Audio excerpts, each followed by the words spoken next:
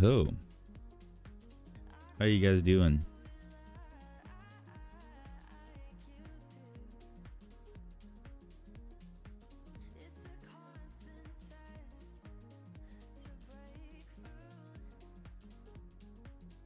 I don't have any sound on here, huh? Let me add some sound.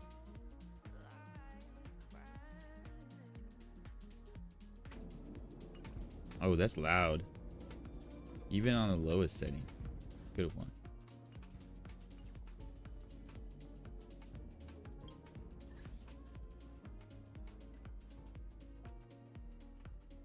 What's this?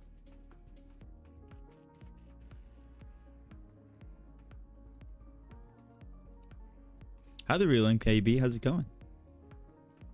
I made this very nice. What do you mean?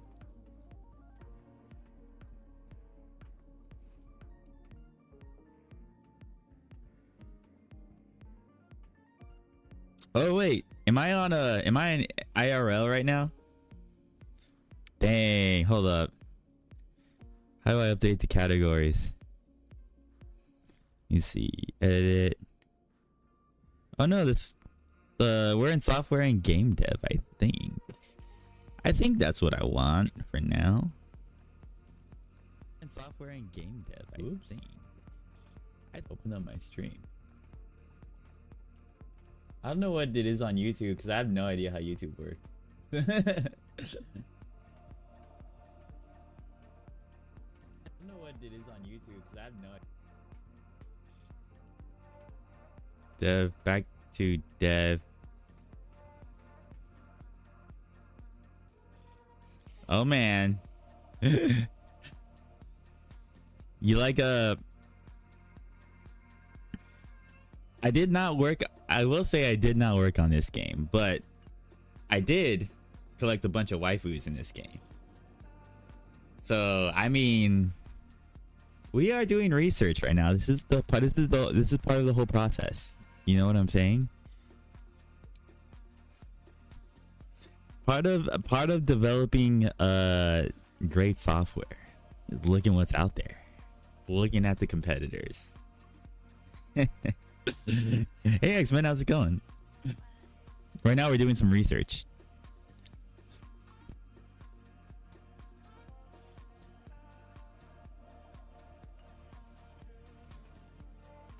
We're doing some research by looking at other waifu games.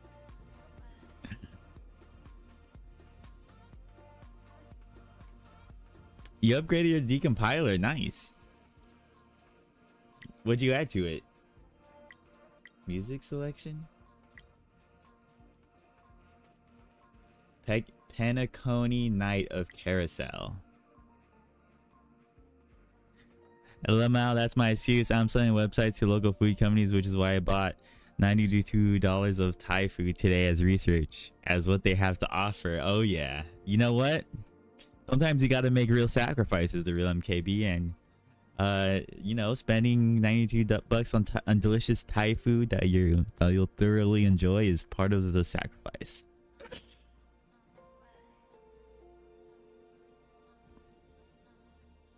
You gave it some more advanced variable detection systems. That sounds so fancy. Party time, get into the Discord discussion event. Following everyone's discussion about the new world as it launches. Penacony is already a hot topic everywhere.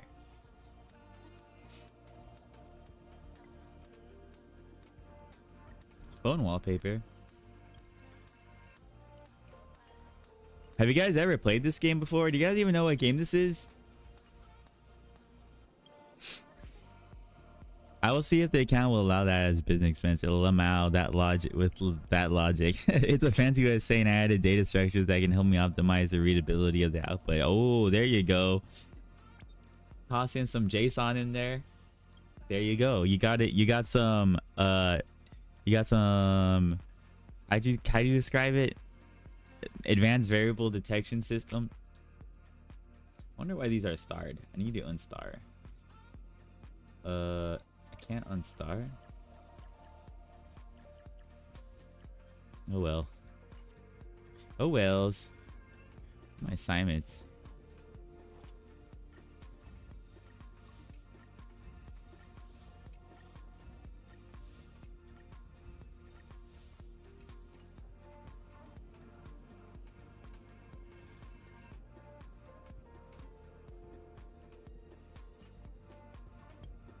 All right, let's do some. Let's burn up my energy. Let me see. I need. Let me use someone's ice. I need an ice companion. Help me out with this. Here we go. She's really good, I think. Let me just look at her. Make sure she has a strong. Okay, this is good enough. I think. If I die, that's a rips. Let the evaluation begin.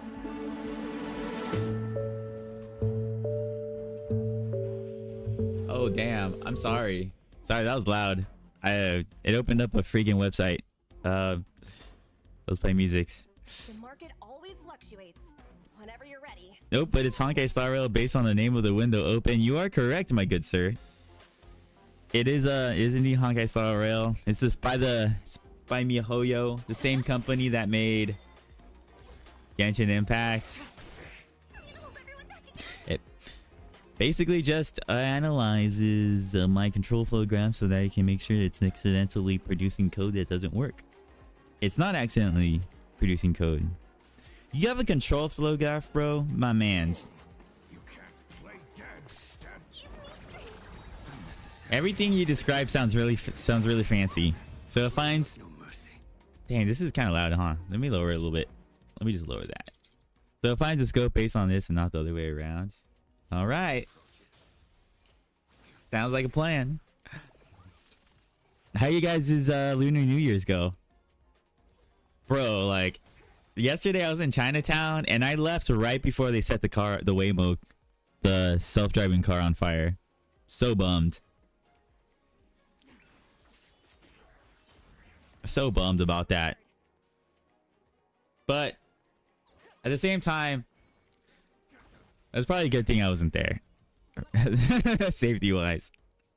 I'm not gonna bother writing any compiler optimizations. So what you code is what you get. Laying down the law. Do you guys want to see that? Let me show you guys that video of the car being set on fire.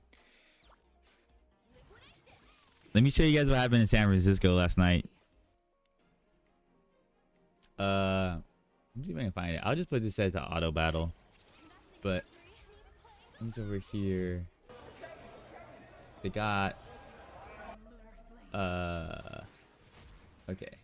There's a few videos here. Like if I go to Twitter.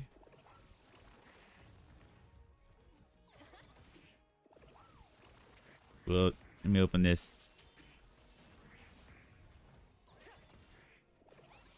There's like this video where they're like, I guess they're just like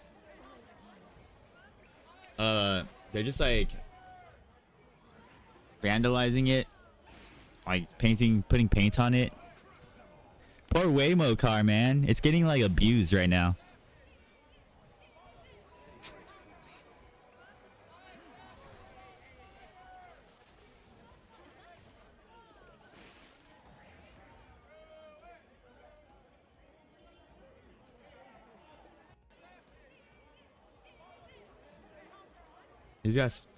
I hear spray paint. I was here last night. I was like here an hour before this happened. We just left because we just got like bored of the fireworks. But this is still kind of crazy.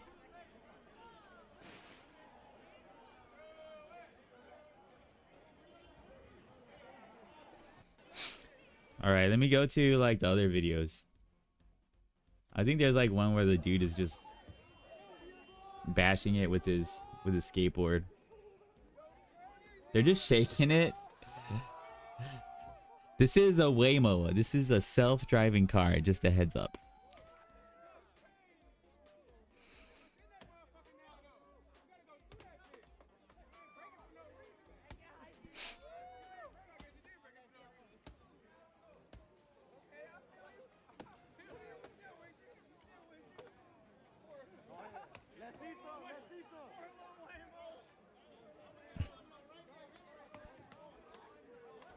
Start introducing 1,000 bugs. So they're just breaking the windows.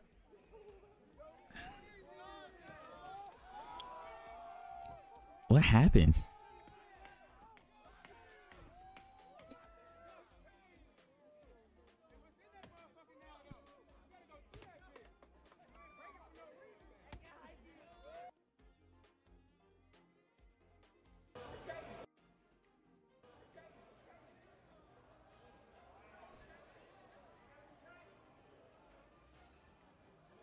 Car's on fire.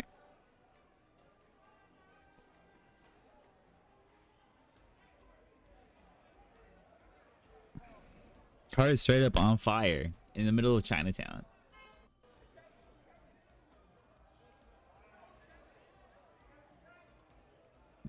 This is last night. This was last night.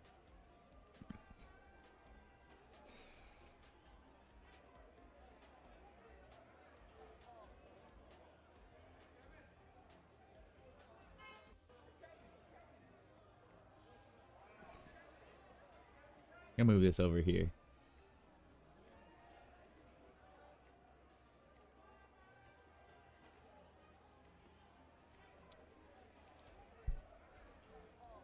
Don't know, most use GITs in this day and age try to optimize.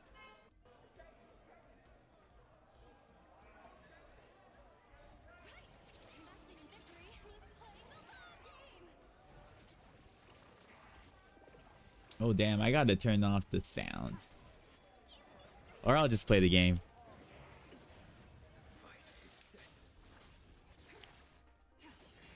Watch out, San Francisco.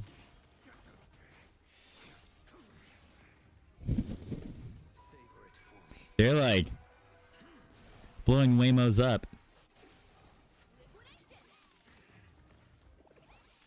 Everyone gets antsy during Lunar New Year though. Maybe that's what happens. They get antsy in their pantsy. And then today right now is the Super Bowl. Right off the rip.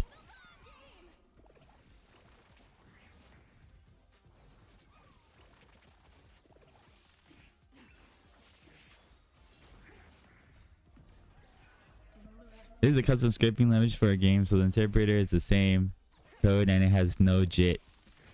I don't know what JIT is. What the heck is JIT? JIT? Jumbo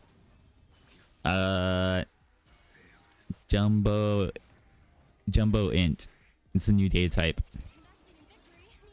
Just in time compiler? I heard about that. I don't know. I don't remember where I read about that or what it is. It does sound super familiar though. Oh, wait a second. Now that you guys are here, can you guys help me out with the channel points things? I set up my bot to like do some like its own channel point like channel point system. I wonder if it's working or what. Let me see if I gotta go get on my stream here. Okay.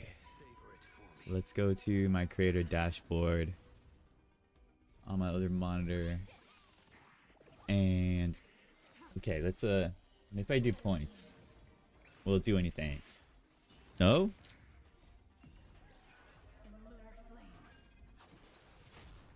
Is it off?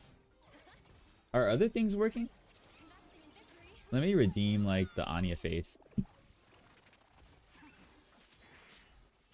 That's not working either. Okay, the bot is just not on. Let me figure out how to get this thing going. Settings. Integrations. Should be OBS. No? Steam apps. Oh. WebSaw get disconnected? How do I auto connect it? I wish it just auto connects. Okay. Let me try again. There we go. The bot's on. It looks like it's on. Because we can see the Anya face. Points. Oh, there we go. It has 0 points and is ranked 2/3 on the leaderboard. Damn. I need to get some points.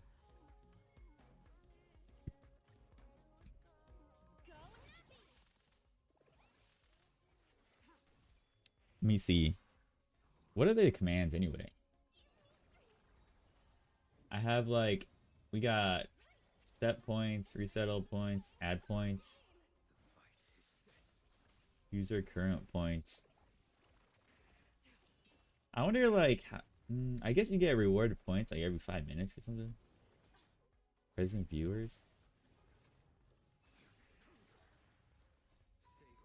Hopefully I can do more cool things with this. Like gamble or something. Fun point gambling. I just gotta figure out how to award points to people.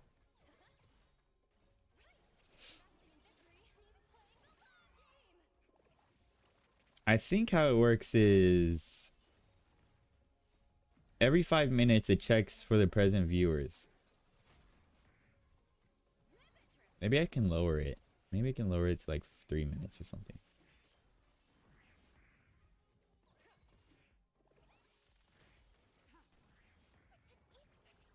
Commands. Oh wait, these are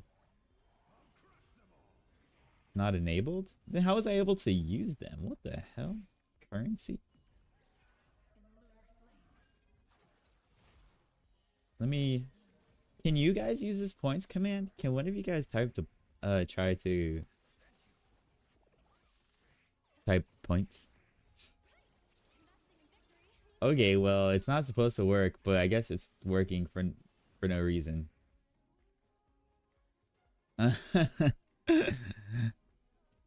Maybe this is like, maybe it's not working on the YouTube side of things. Let me see.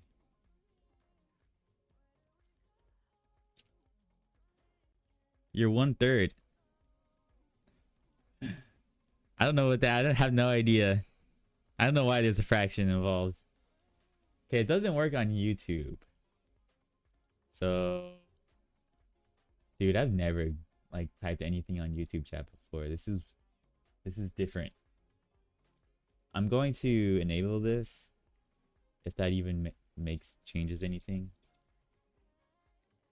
No, still doesn't work on YouTube. Well, as long as it works on Twitch. I'm gonna enable all of these just so I don't get confused, I guess. Let me see. Enabled. Okay. I wonder, is it because like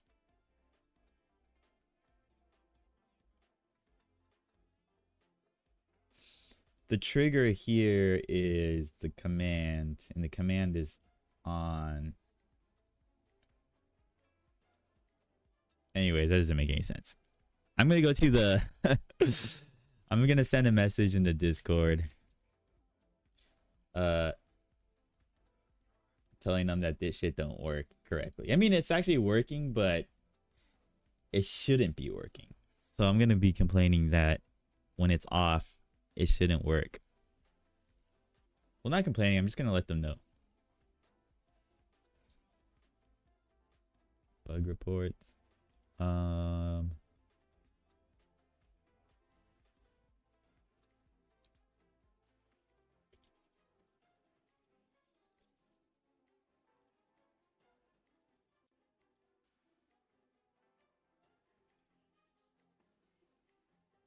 Is that is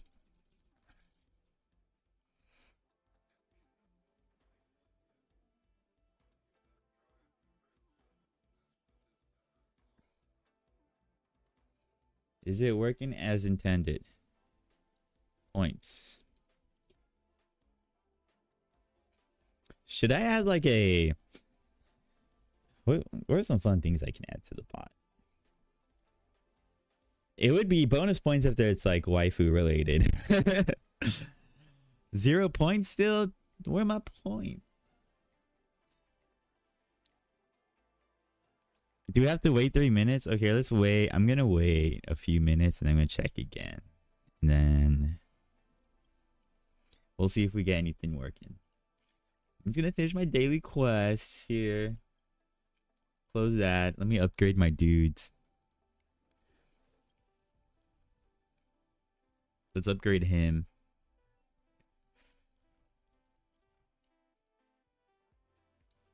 I need more of this stuff. AoE.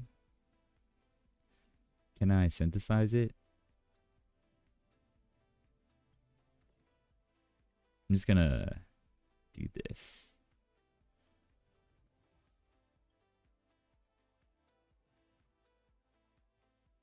See how many I can make. Like 29. I'll make 18. All right. Let's level up. They're really expensive to level these up now because they're almost maxed. They're at 7 out of 10. Dang, I need a bunch more of these now. Let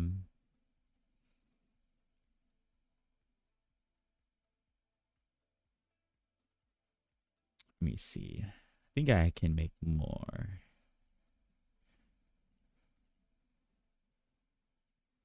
All right.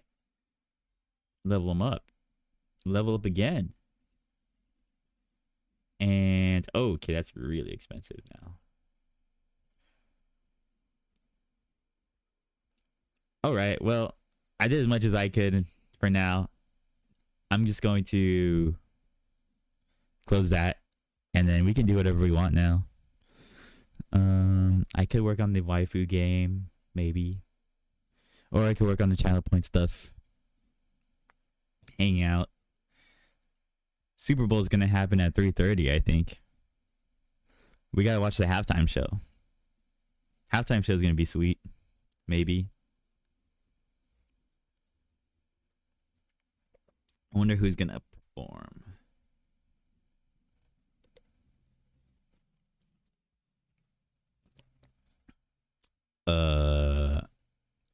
Yeah, isn't this supposed to be off anyway? I don't get it.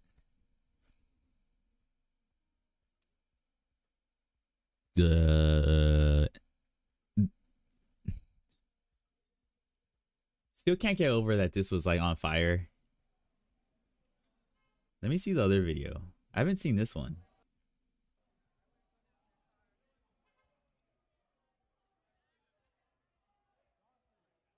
I was literally like right here an hour before this happened, and then I went home because I got bored.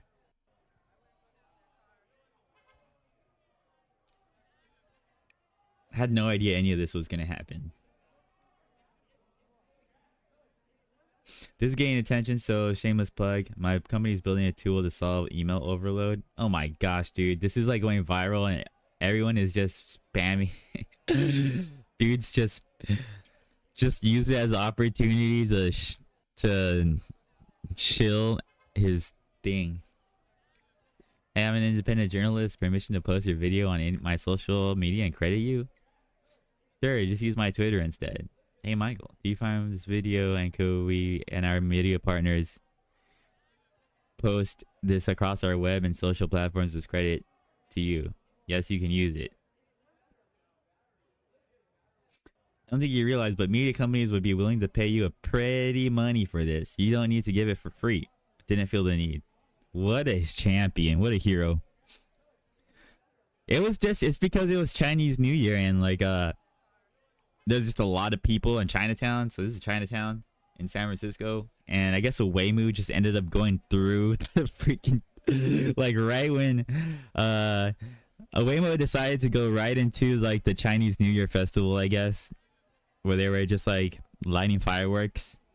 So that was a bad decision on the Waymo's part. Like it probably should have been programmed to avoid Chinatown during Chinese New Year. Probably. But anyways, it went through and people are antsy because they're lighting fireworks and everything already. So like, you know, like I guess like lighting a car up on fire is like the next thing over from lighting humongous fireworks. The fireworks were freaking loud. They were big fireworks. I don't know if I actually filmed some of it when I was over there. Let me see if I can like pull it up on my stream.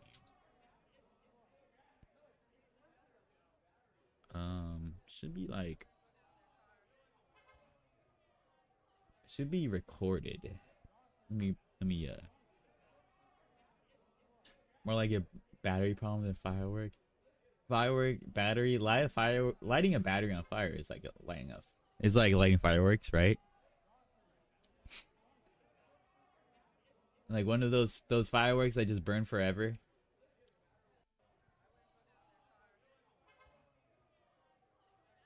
Okay, let me pull up something over here.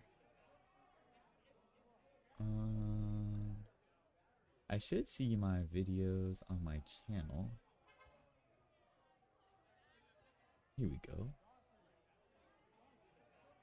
All right. So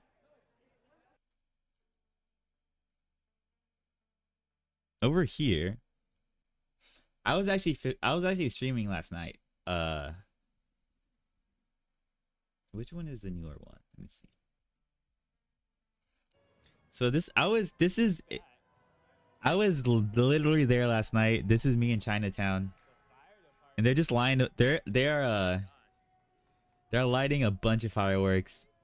I guess the ambulance was coming through. Maybe the car was already like doing stuff already, and I didn't realize that's what the ambulance was for. Chinatown is a pretty small place in San Francisco. It's only like, you can like walk across Chinatown in like 10 minutes or something. Like all of it.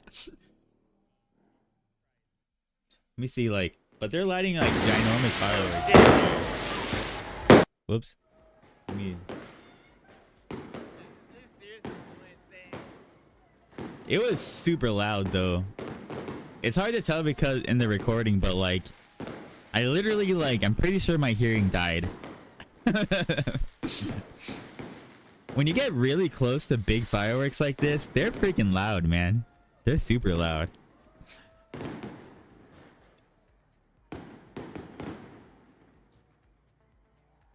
People are crazy. Oh my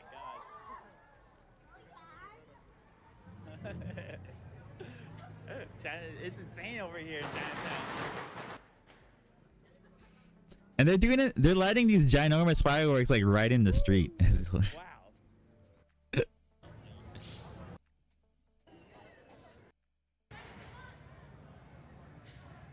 Alright, I guess I'll turn off the stream for now. Alright, I'll see you guys later. Cheers! Happy Lunar New Year's!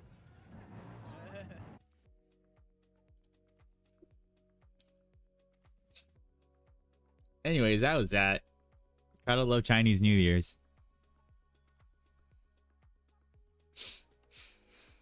All right. Let me see if we got channel points now, or if this bot is just lying to me. I got 0 points still. Oh man, it's supposed to give me points. Maybe I'm supposed to do live update. I don't know. Let me set it to 1 minute.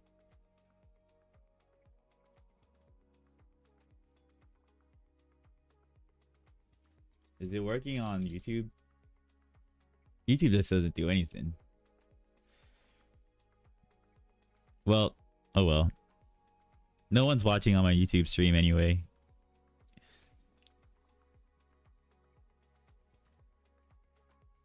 So, how's everyone doing? I want to reward points for like talking in the chat.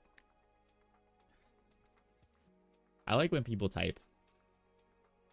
I need to invite the trolls in the chat. How do I get trolls in here? I need that troll energy in my life and waifu energy. I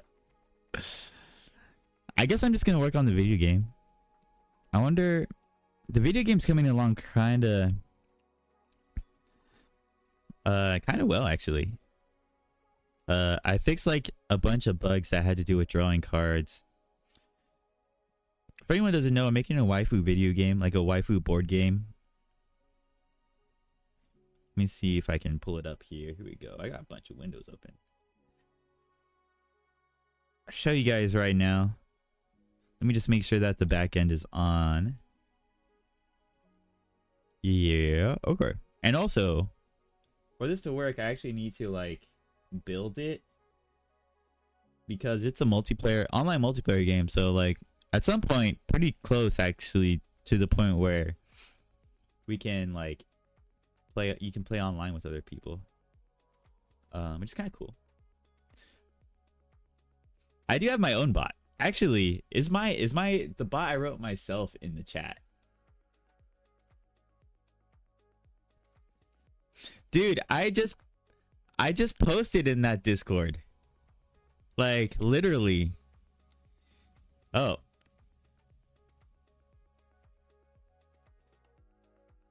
Oh shit, it is Stream Elements. I didn't even realize that. Dude, I'm dumb, dude. I'm sorry. Dude, I didn't even notice it was Stream Elements.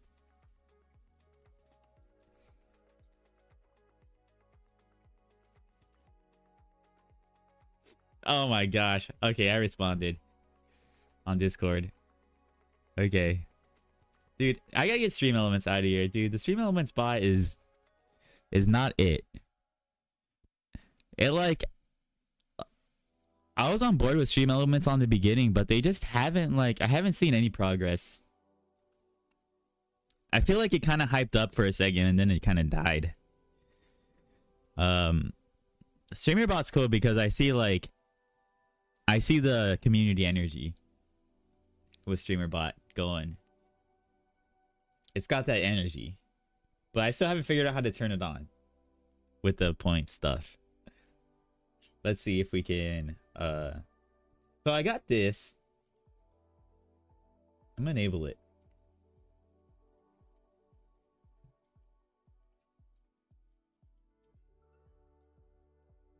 I just trying to I was just looking into adding a point system last night, and so I imported the core point extension, and I'm just trying to get all of the whole shebang working. I don't think I've got any of it working yet, or I just imported all these commands, and I'm trying to figure out how they work out. Everything seems enabled as far as I can tell. User current points is set to like a command trigger, so it's got this command, and I guess this command is defined over here with the points.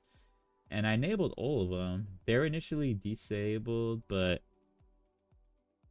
I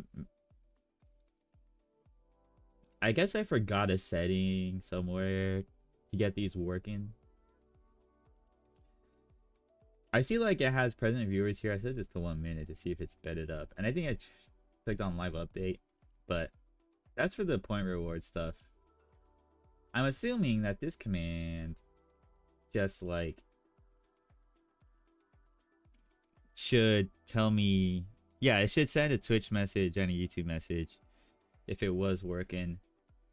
It does. It looks like it's enabled here also.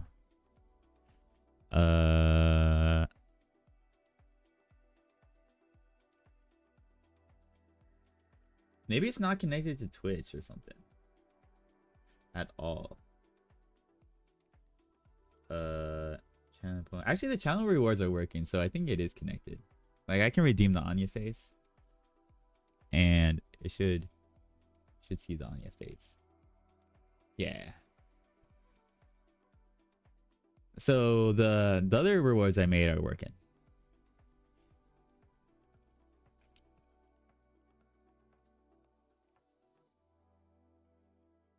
I did just import it. I haven't restarted. Oh wait. Okay, that's stream. I gotta turn off stupid ass. I'm going to Stream Elements right now. I'm turning that shit off right now. Stream Elements.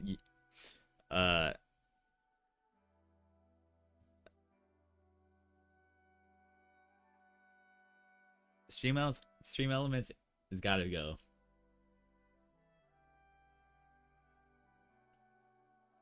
Figure out how to turn this off. I don't think I'm even using Stream. Oh, I am using it for like some of the overlays.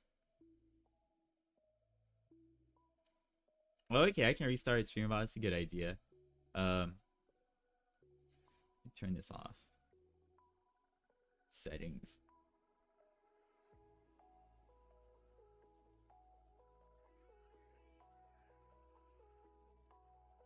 Can I not turn it off easily?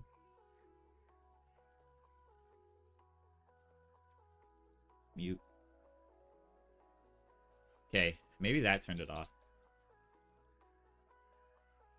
Alright, there we go. I'm gonna restart StreamerBot.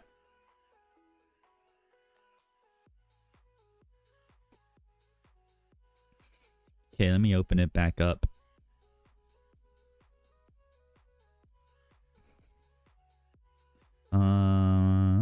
Downloaded it somewhere. Is it my downloads folder? I'm gonna move it out of my downloads folder.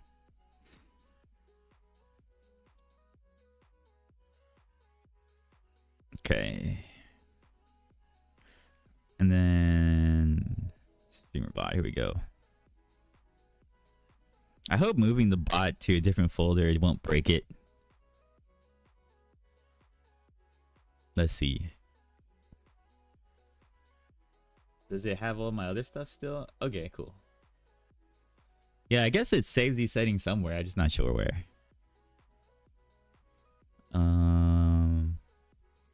Let's try again. Points. Oh, hey. There we go.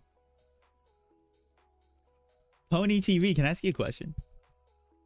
Like, do you understand how...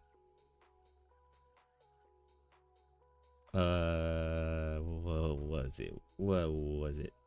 Oh, yeah. Okay, so like, the way I understand, my basic understanding of this is like, this sets something, this calibrates how often points are rewarded because, like, if I go to the actions, and I go to timed action here, and this timed action is triggered by present viewers. And so what that seems like to me is that it gives 50 points every time this trigger happens, which is the present viewers trigger. And if I go back to the settings here, I have a present viewer settings, and so it sounds like every minute the threshold at which a viewer has to have been last active to be marked as present. So does this do something like every minute it triggers the action? So if I do points again, do I have more points? Oh my gosh.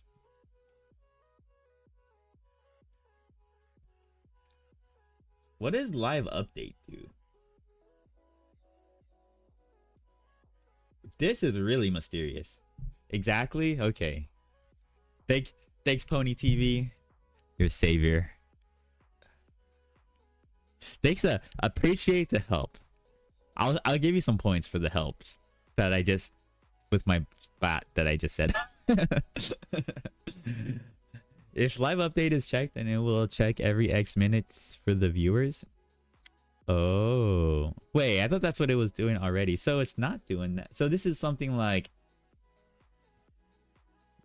does it checks like the specific viewer. So if this is not checked, then every viewer has their own, like timetable. It like checks, maintains.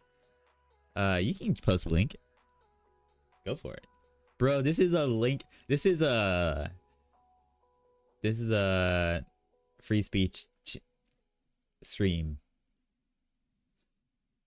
We are pro free speech as long as we're not breaking the laws. Details. Here we go. Present viewers.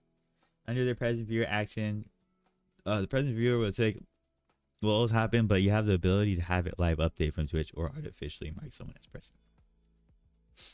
Under the present viewer's action selector, there are two settings: a live update checkbox and a slide bar. When live update is checked, the slider next to it is how often this update will occur between 1 and 10 minutes. This will also execute this action at this interval. Okay. So that's simple enough. But when it's not checked, the slider next to it behaves as a threshold. The timer runs every minute and checks the current time minus the user's last active time. If this is less than the threshold, they are marked as present. Otherwise, a mark is not present. This action will still be executed, but it will occur every minute. This action will still be executed, but it will occur every minute. The default setting. Okay, these are just the default settings. Okay. I'm still kind of iffy on when it's not checked. So it gets the user's last active time and checks against threshold. So like, but what I'm wondering is once it, say like a user has been online for in the chat for 5 minutes, and so then it does a check and it sees, and this is also set to 5 minutes, and it does a check, and so that means it's valid that they're present and they will be awarded the points. The trigger will happen. It will trigger the action. They will be awarded the points. So what I'm wondering is after that happens, does their timer reset? Like, are they, so they get, so the action happens, they're marked as present. Does that like set their time back to 0? And then like the next check, it checks their new, against their new time. I don't know if that makes sense. So like, say they're marked as present, I want them to be awarded points again if they stay for another 5 minutes. So like,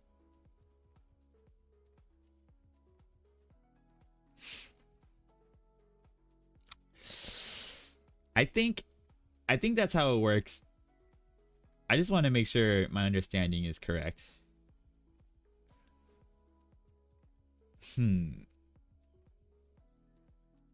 Let me like do Excali draw. So like we have like a user.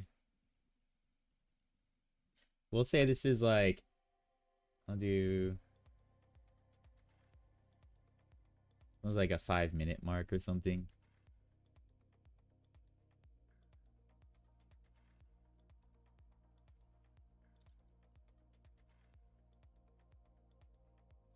Five minutes.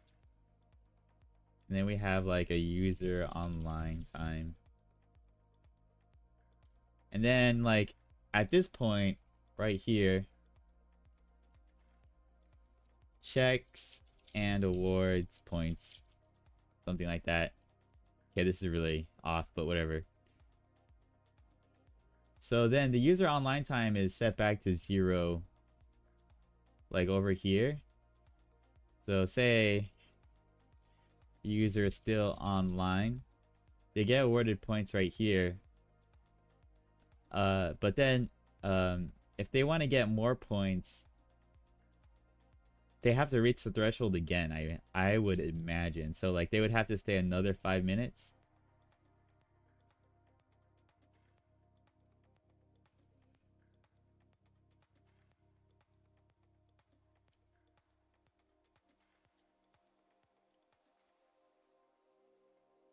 Yeah, you really have to be active in the chat. So writing messages in the chat to be marked as present. So let's say you set it to 5 minutes with live update unchecked.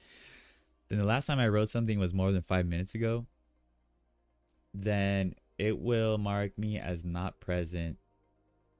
So I will not get points. Oh man, okay, so I got this all wrong. If I do write during the last 5 minutes, I will be marked as present. Maybe that helps. Oh, okay.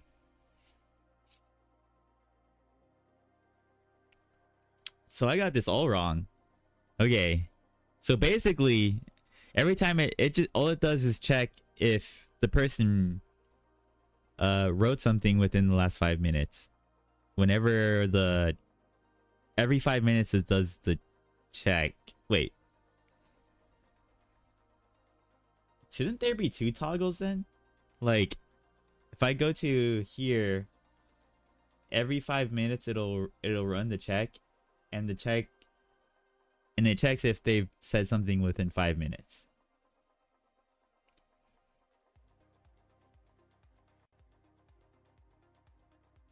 So shouldn't there be like another one for like how long ago they need to say something? So this like fires every 5 minutes. So this does a check every 5 minutes, and then And then shouldn't there be like one where like how long ago the user said something or something like that? Or this kind of handles both of those things. It just sets it to both.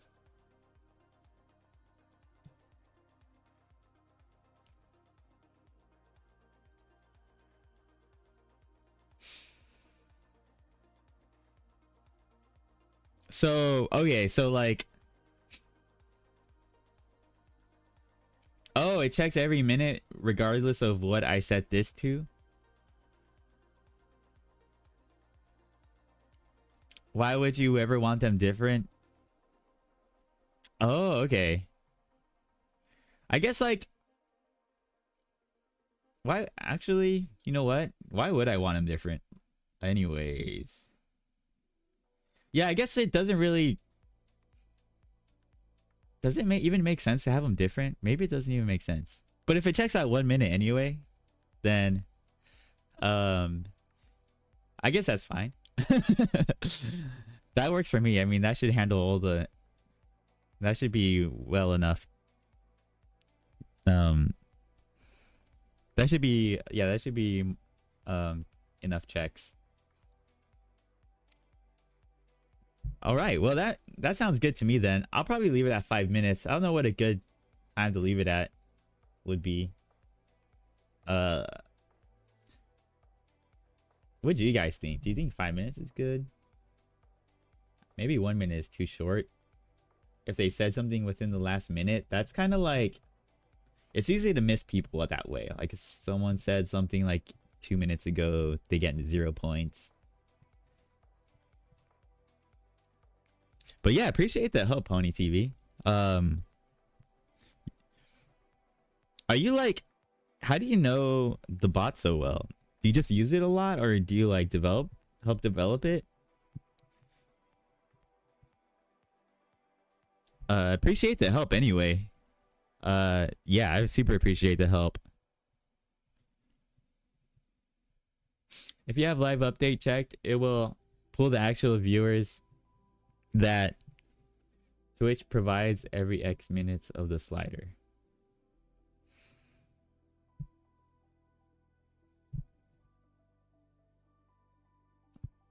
Gotcha. Okay, yeah. So I think I actually prefer the not checking it, because I like when people talk in the chat, because I think if you don't have it checked, it kind of incentivizes people to talk more. Perhaps. If I am on the right page about this.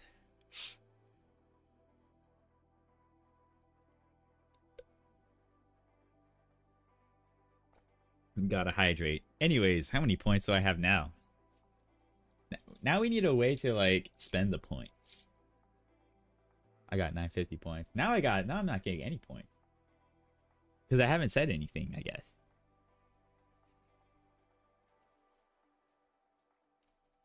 I haven't said anything in the last 5 minutes. Damn. Alright. Well then.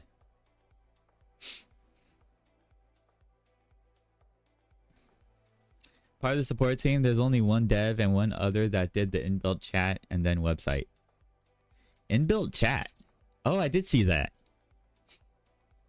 Anyways, thank you so much for the help. I love the bot so far. The bot's great. This is like way better than all the other bots I've tried. I did see a chat somewhere. Oh, this thing.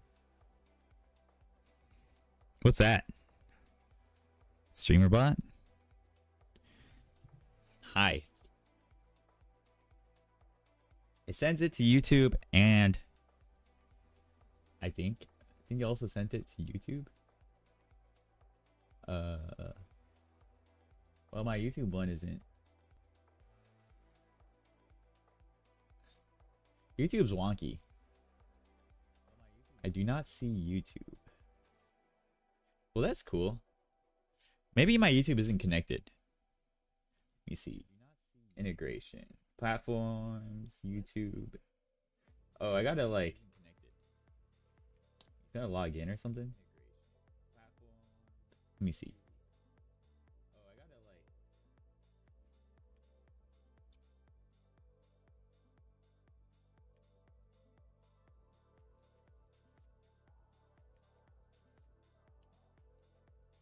Oh yeah, it says disconnected. Let me sign in on my other. Let me sign in offline. So I don't dox myself. Verify it's me. How do I do that?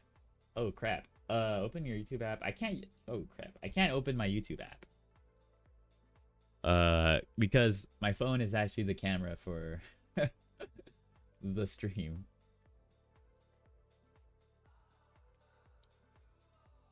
Are you you? I am me. That's a deep question, bro.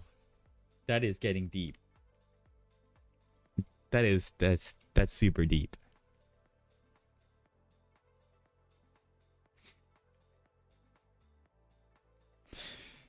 Dude, okay.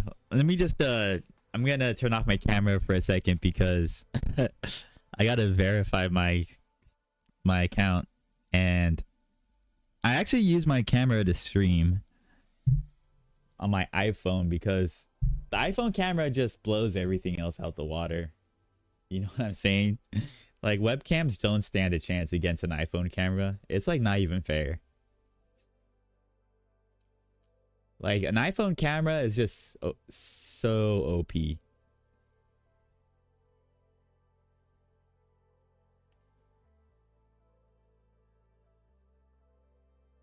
It just ain't even fair.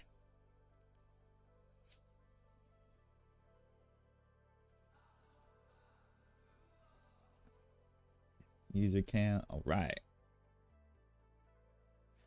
Select what streamer bot can access. Okay, I'll just give it all of it. Site can't be reached. Didn't work. Let me see. Something went wrong with the authentication. Connected. Oh, I think StreamerBot crashed on me. Whoopsies. Yeah, StreamerBot crashed, unfortunately. We'll restart it.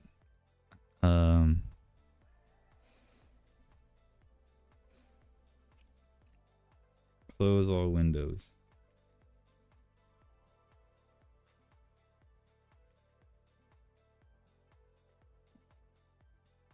Did it close? Yeah. Okay.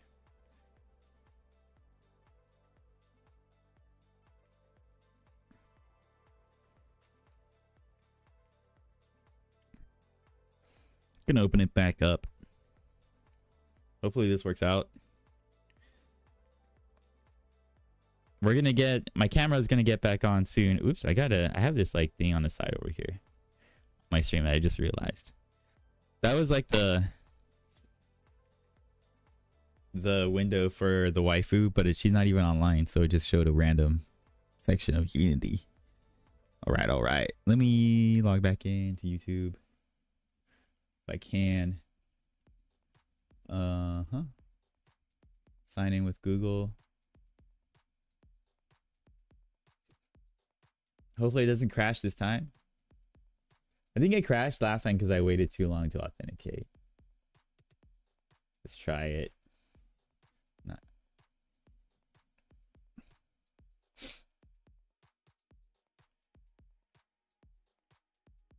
I'm logging in with my brand account. I hope that's not the reason why it's crashing. Okay, it's this time it was successful. Looks like. Are we in? I think we're in business. All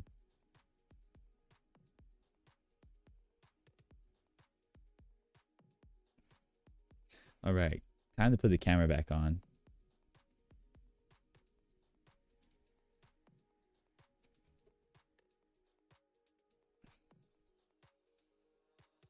Let's see how that looks. Is it too low?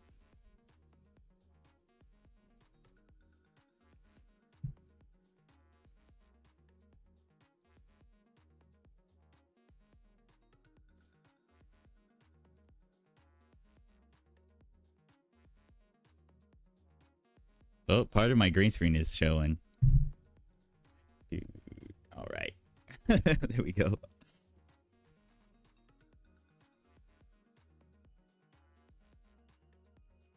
Let me try. Let me send a message in the Twitch chat, see if it's working. I want to be able to get this channel points thing working out because it seems fun to me. Then we can be creative.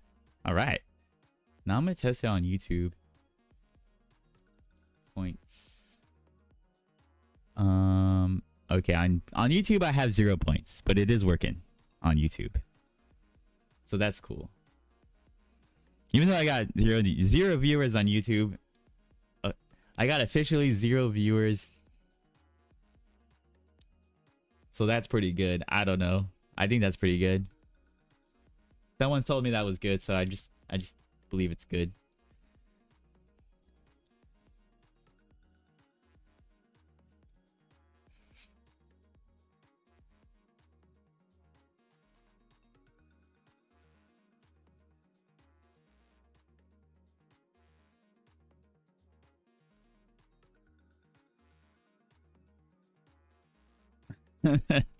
Major sus. Discord chat's hilarious. Anyways, thanks again, Pony TV. When I say your name, it sounds like pony, like a horse pony. But like, maybe that's what you wanted. Okay, time to show you guys the game. Now that we got that working, we can get creative with the points in a second. Once people actually have some points to spend, we can add things. I was thinking like doing, I saw some things like a video, like a time-based game. It's not what I wanted, I get it. Pony. Just tell me the truth, bro. You're a My Little Pony fan. Am I right? Am I right? Did I guess right on that? Major My Little Pony fan. I get it. It's popular.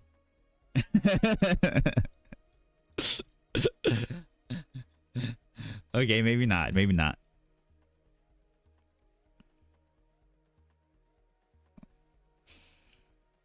I'll show you guys. I'll show you the waifu game now. If Unity didn't crash on me, did Unity crash on me? When I raise my voice like that, is it loud? I think Unity definitely crashed on me. All right, I'm just gonna end the task.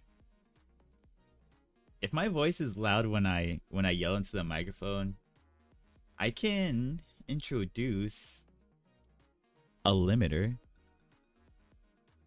that actually lowers the volume when I scream. Which might be a good idea. Yeah, I love the bot. Thanks so much for the help. Feel free to stay and enjoy the stream. Welcome, welcome. But yeah, I'm having a lot of fun with the bot so far. I think what was huge so far about the bot was adding the channel point rewards. Like how easy it was to add channel point rewards was super dope. I was like trying to use stream elements and I was like, dude, I think it's because like the bot runs locally on my PC, so it's just like a lot more stable.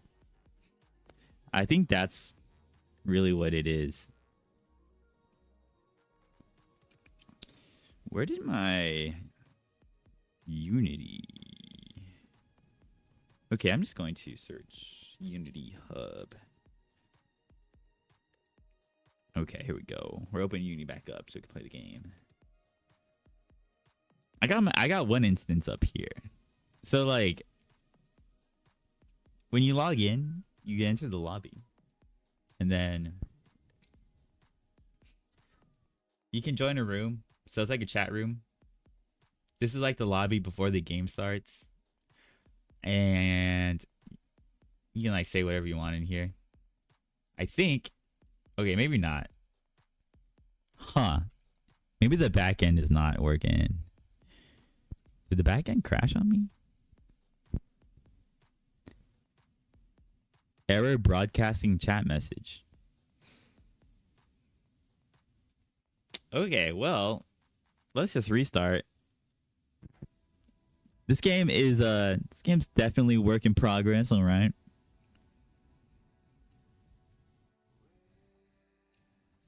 Definitely work in progress. We'll start this one, and then I need to get the other one going again. Where did I save it? Here we go. No way. Bob. Password's 123. Don't log in. We're joining. Hello. Dude, no way. Error broadcasting?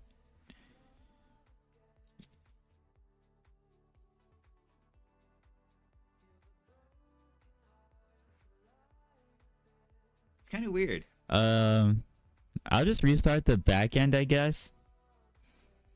I could restart the backend to fix this, probably, but now I'm kind of wondering what went wrong. Because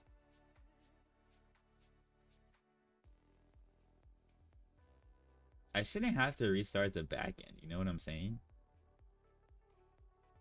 Error sending chat message to the client. Unavailable to sending equals transport is closing.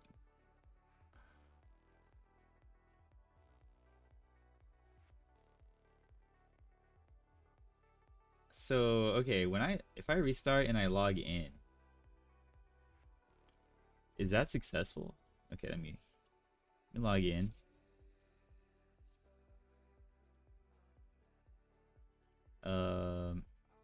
Password 123. At some point I gotta when I release the game, I gotta make sure that doesn't get sent.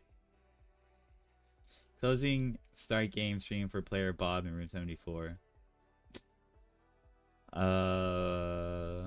This looks like it's all successful. I don't get it. But when I join chat room,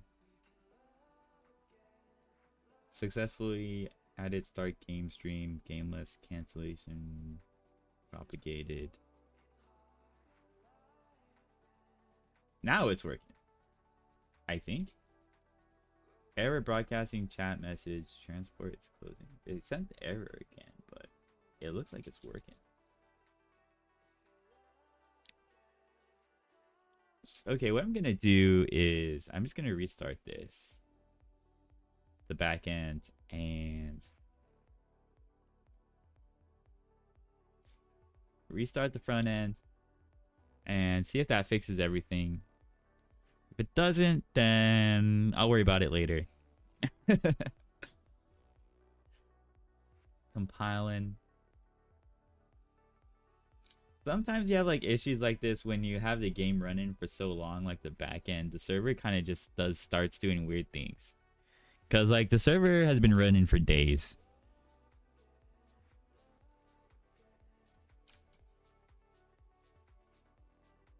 And because the game uses streams, sockets, kind of like web sockets, sometimes some funky business happens.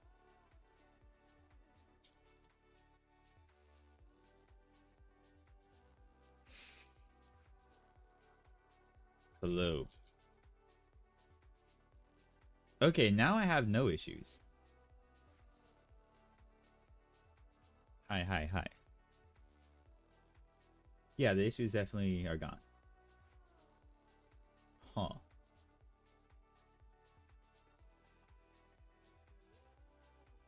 Well, the issues are gone, so that's good. We'll see if it happens again later. Now I gotta open the other one. If it's not already open somewhere. Okay. Because this game is multiplayer, so we need to poop 2 peeps. I got my other account. Join the same chat room. You can chat with people. What's going on? What's up from Twitch? It gets updated on both sides, but you got ready up. And then you can start the game. And then we got the waifu game started. So right now it's this person's turn. And they can play like any number of their cards in their hand. And so I'm just gonna like play these boots so I can move up a little bit. So I'll move up. And then it also moves up on the other player's game. That's why I need like the WebSocket connection stuff. Move her up too. Then I'll end my turn.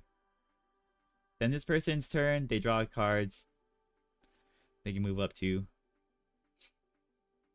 And at some point, they'll be able to attack like a fireball. But for some reason, I can't click on this person. But anyways, that's the waifu game. So far, they can just walk around.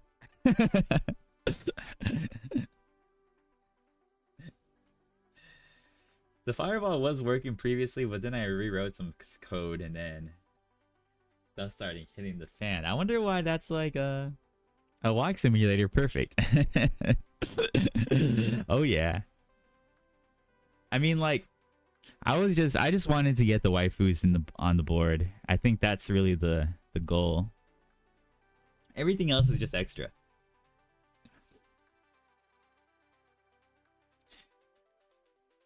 All right. Well, that's about that. Yeah, thanks for watching my presentation. Now, I think I'm just going to work on the game a little bit. I think we're just going to try to get the fireball working and stuff. So now we're going to get into developer stuffs. You know why I'm mad, Simon? Why are you mad? Did you lose one of your waifus? I have a couple extras here. You can have Mina.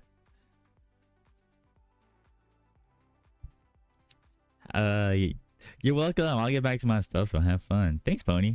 Yeah, thanks for coming by and helping out again. That was super cool. I hope you have a good Sunday.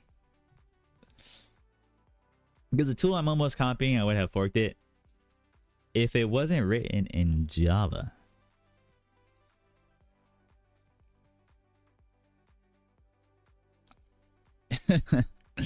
Anything written in Java is really just a tragedy, I guess. Yeah. So now I'm spending time reinventing and improving the wheel because he chose to write spaghetti code in Java.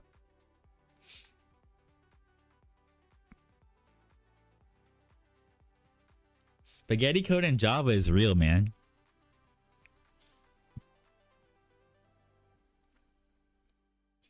Anytime you do an inheritance, you're basically creating spaghetti code. Object-oriented is a mistake. Object-oriented programming, is it a mistake? Seems like a mistake. Seems like a blunder. Who knows?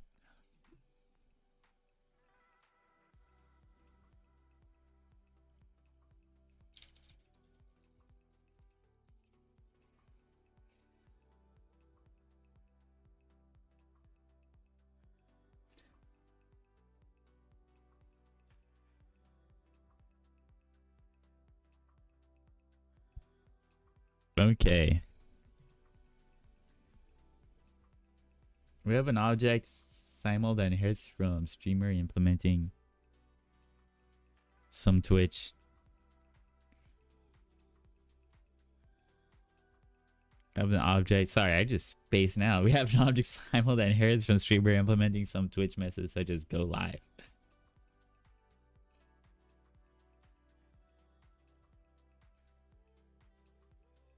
Inherits from streamer.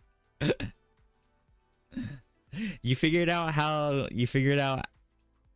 Twitch's architecture.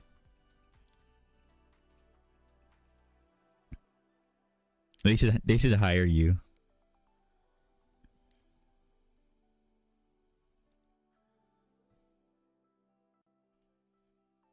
Okay, I'm gonna figure out why I can't click on the stupid box and shoot a fireball at her. I want to shoot a fireball. Wonder what happens. Let me see. This is being treated as not a target. So I have to go to my array controller code.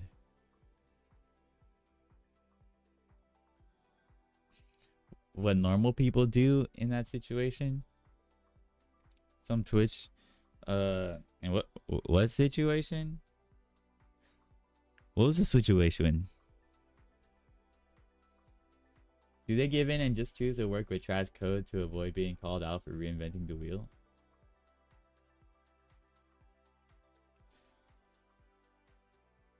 I think sadly what happens most of the time is that when there's trash code somewhere in the code base, it doesn't end up getting changed. Like in big corporations where they have giant code bases, there's probably like a good amount of garbage code in there in any code base, any large code base at a given time. And like, it's just not a,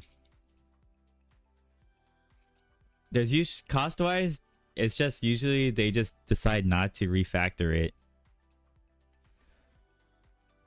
because their logic is that it cuts into doing other things like adding new features.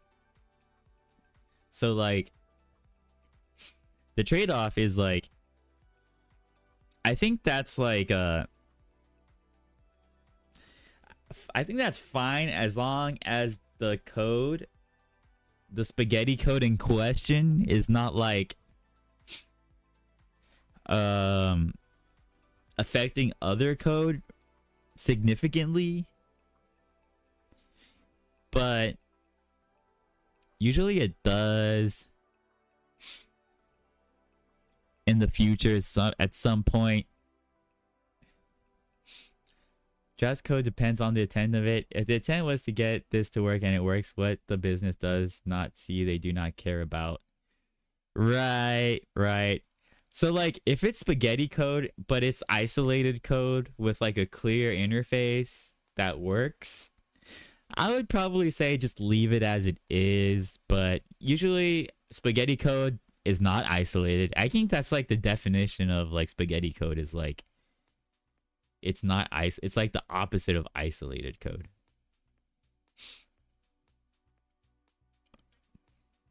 And by like isolated, I mean that like if you change the code, it doesn't break other stuff.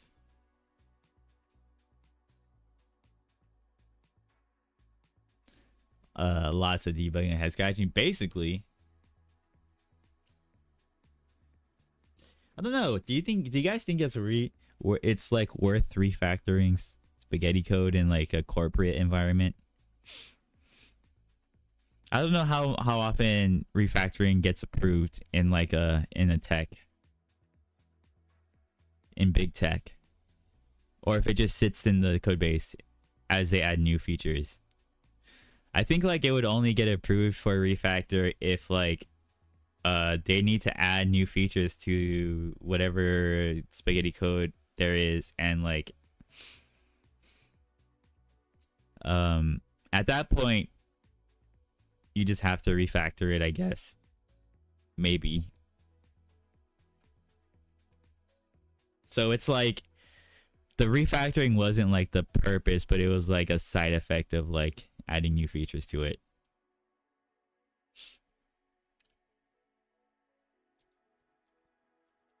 That's just tech debt.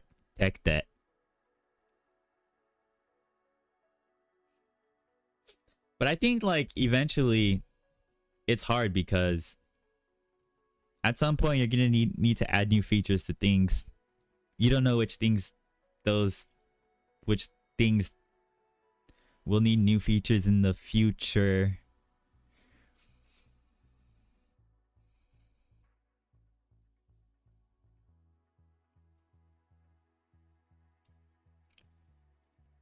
So it might not even be worth it to refactor certain parts of the code base, but it's just hard to know. If it was a hobby project, X-Men, then I would prefer to refactor it. usually, but like in my case, I do have like a spaghetti code over here that I haven't refactored yet. Like this Ray controller class is just like is a shit show, and there's a bunch of switch cases in here. But like there's definitely a probably better way to write this code. I just haven't figured it out yet.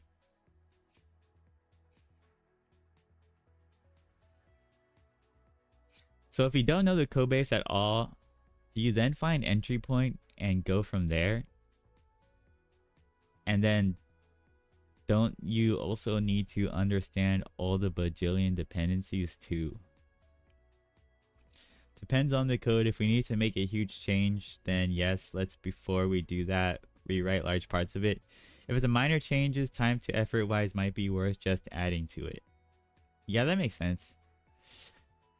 If you can get away, if there's an easy enough way to like add in the code without refactoring everything, usually that's the move that I think people will do.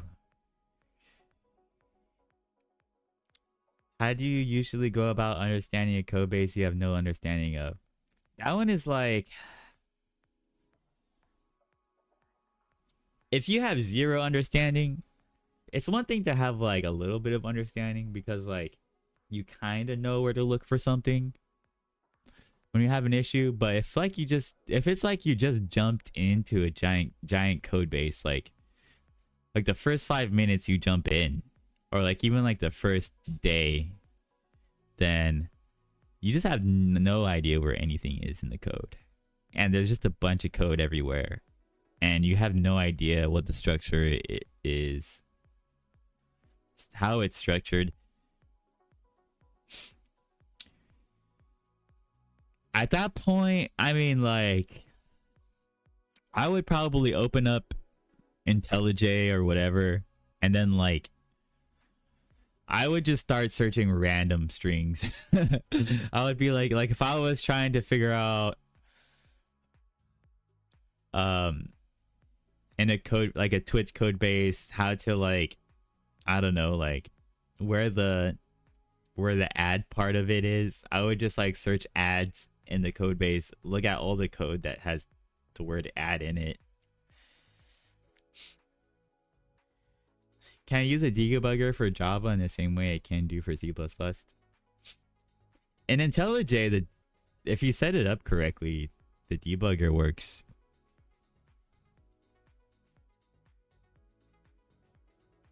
pretty well. And in my case, like it works the same way as it does with the C++ code I have here. I mean, it's not C++, this is C#. What am I saying? Yeah, it works similar to the way, like, I have this attached debugger to Unity. I'm actually going to do some debugging right now.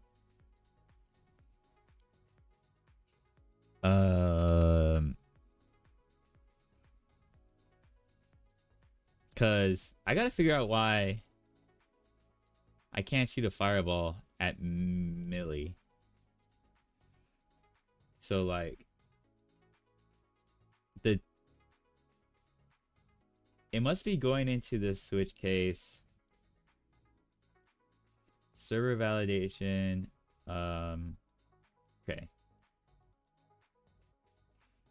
So it might be going into here. I could do like a breakpoint right there. And then when I click, it'll hit the breakpoint like that.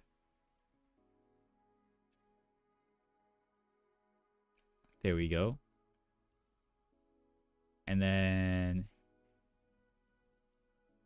I need to figure out which switch it goes into.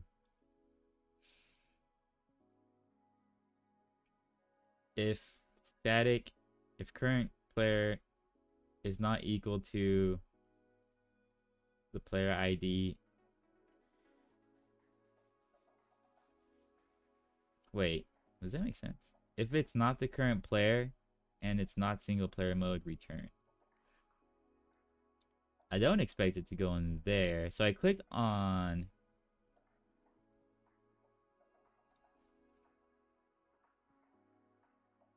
Okay, it's going into this case. I'm stepping through it.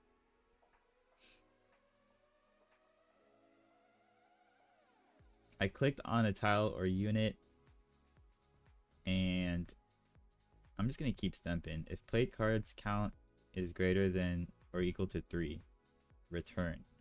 So my count is 1. I only played 1 card so far, so this just says I can only play 3 cards a turn. It's freaking hard-coded. I shouldn't hard-code that in there. What am I doing? I'm a chump. I should even have to remember what's going on. Okay. Target tile is null. Let's just keep going. So it's on execute card action, and then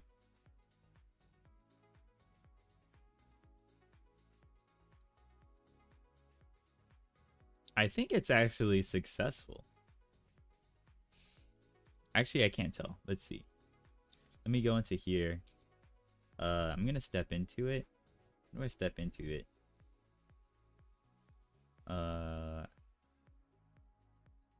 Okay, so it goes into this. So right now I'm doing a bunch of inheritance stuff. Probably gonna regret doing inheritance later on, but I thought it would be fun, like to have like attack spells and then firebolt inherits from the attack spell class. You know, it makes sense to me, but it probably, we'll see.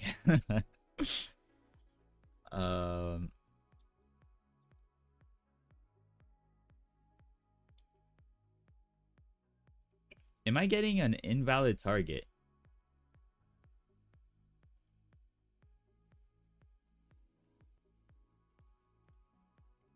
How did that happen? Let me look into.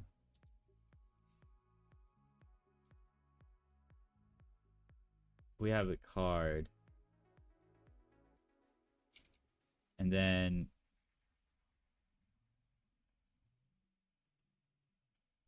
what was the base? Invalid target. Please make that tag an enum. Which tag?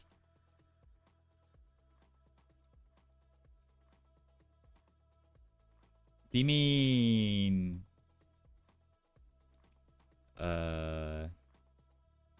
where are the tags? Like these ones?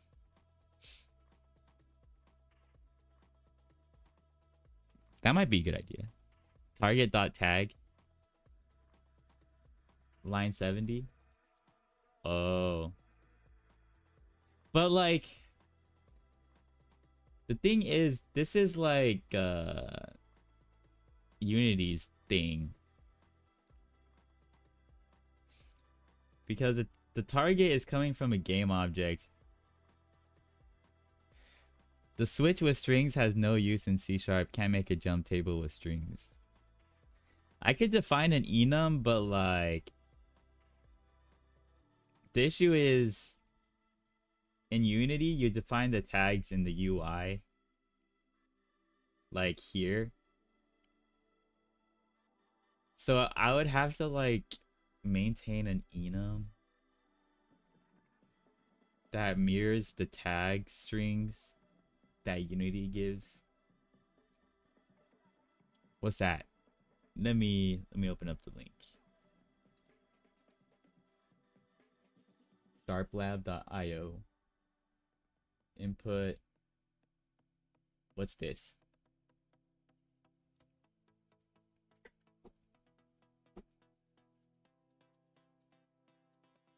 Case 1, 2.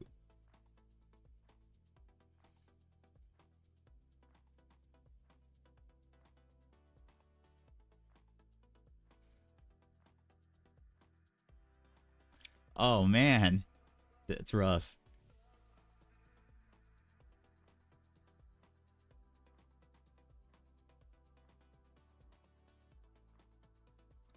Uint? What is this?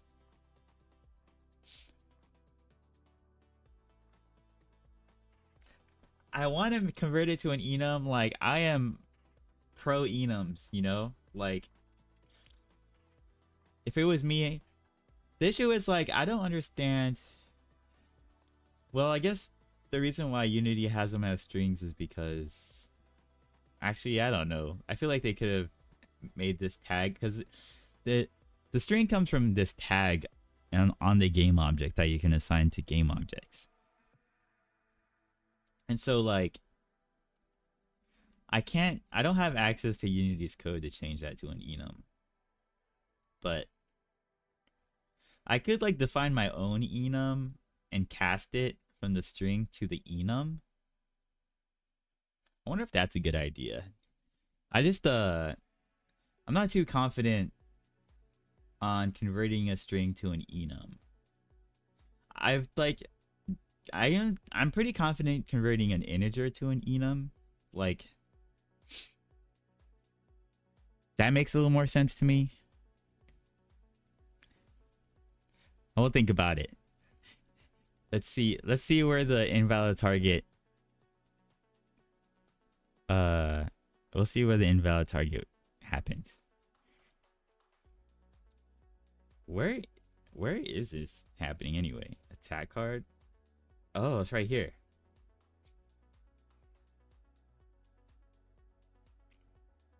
If there's no unit on the tile, return invalid target. Learn Microsoft 8.0. Time to learn.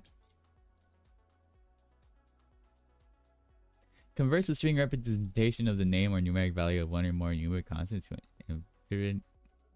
So I guess there is a way to do that. Oh snap, there's this try parse method. This try parse method takes an enum. What is that? Read only span character value. Out object. Huh. Okay, I guess you can do it. Okay, we can define an enum then. We'll do that right after I finish debugging this thing real quick. Because I can't change the code while I'm debugging, otherwise the debugger throws a fit. Well, it doesn't really throw a fit. Everything just becomes off. Like the line numbering. We'll try that in a sec, the real MKB. Don't you worry. Let's figure out why it's going into this if statement though, when it shouldn't be. Looks like it's doing a couple checks here. Tile.occupant is null.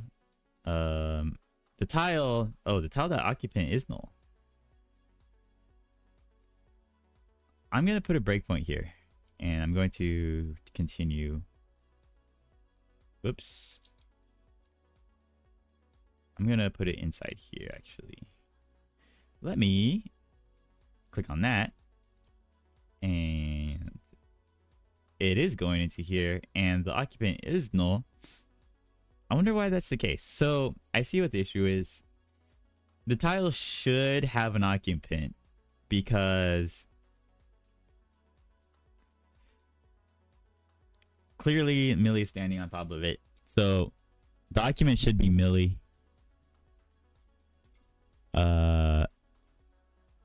So I wonder why it's not getting updated. That means when I move a card,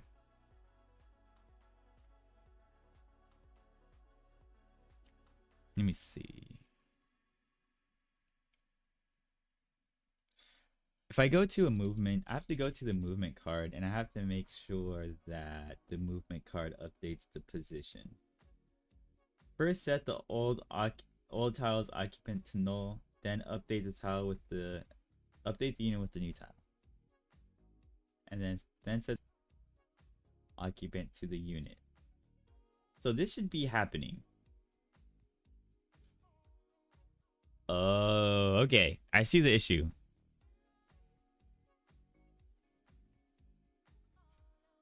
The issue is that none of this code is running because this code only gets run by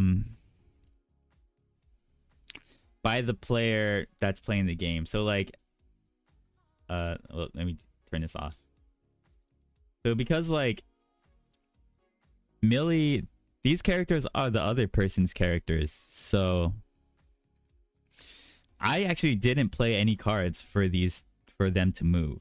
They moved because the other person played a card. Like over here. So like if I end my turn.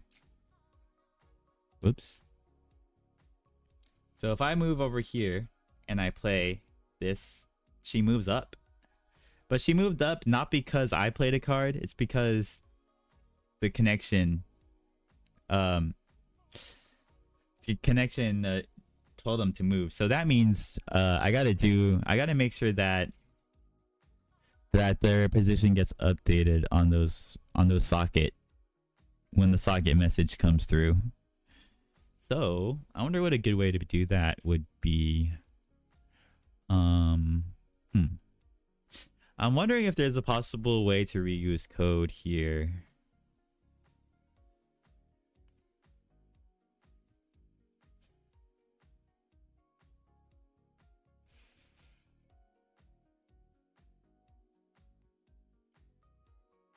Okay, that's I have some ideas, but we can go ahead and do the enum stuff now. Now that I know what the issue is. Let me check out your link. Let's go ahead and write that enums.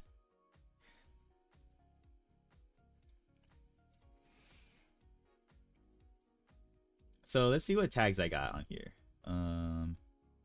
So there's all these. I gotta make an enum for unit, card, and tile, and end turn. And example enum. Try parse. Good throw. Okay.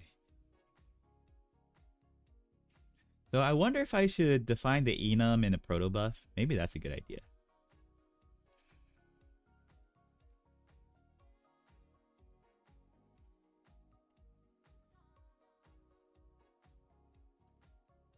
I guess for now I'll just define it in the C code right in the C code.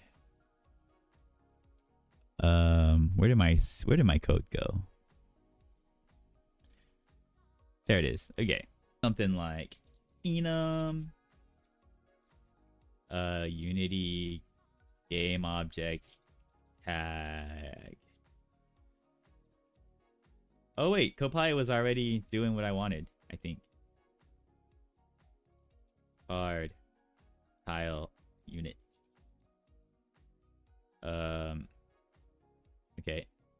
And then so I guess like I have card tile, basically just card and tile here. Oh, there's unit or unit.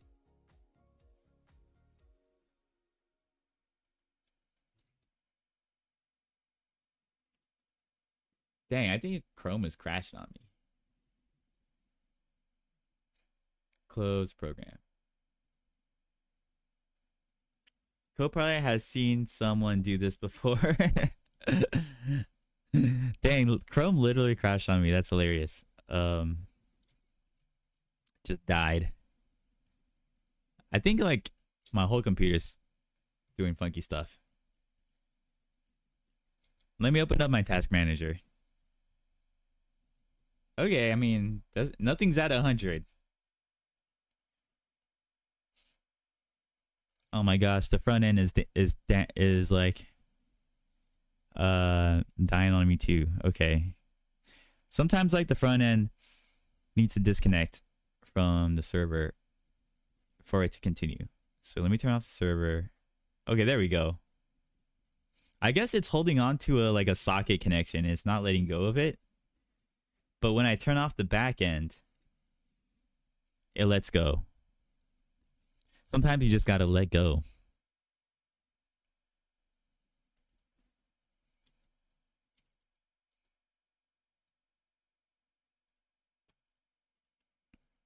And then I lost what you showed me because for some reason Chrome crashed.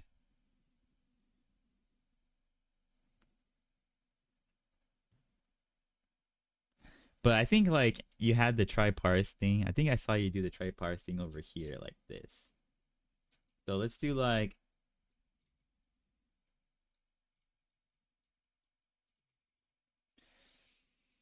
convert tag to an enum. Here we go. Use explicit type. Unity game object tag.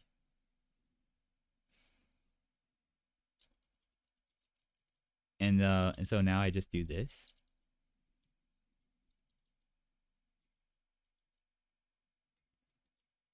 Unity game object card.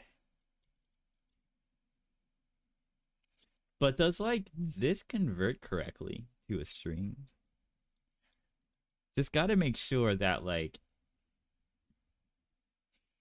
I guess the way it works is it actually takes how I define it here. So like if I do this in all caps, I think this would actually not work.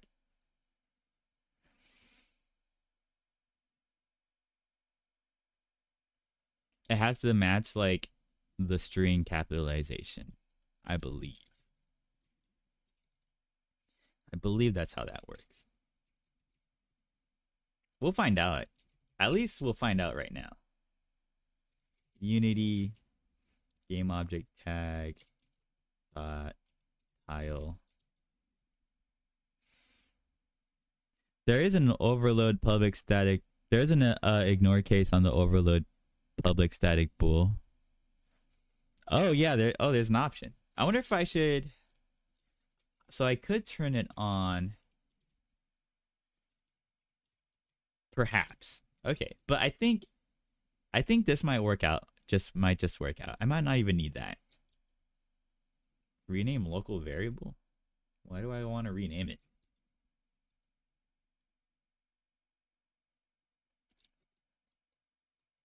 Okay. It wants me to rename it. I'll just rename it.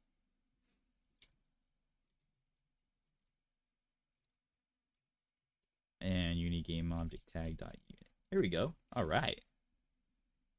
No more enums. I mean strings here.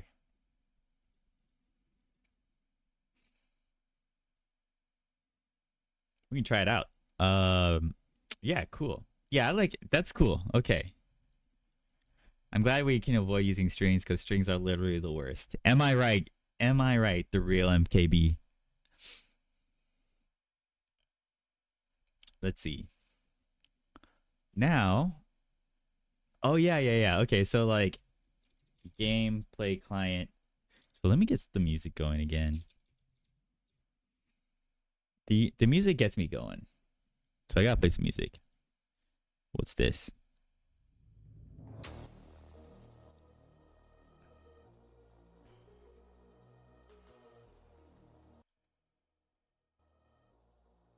All right.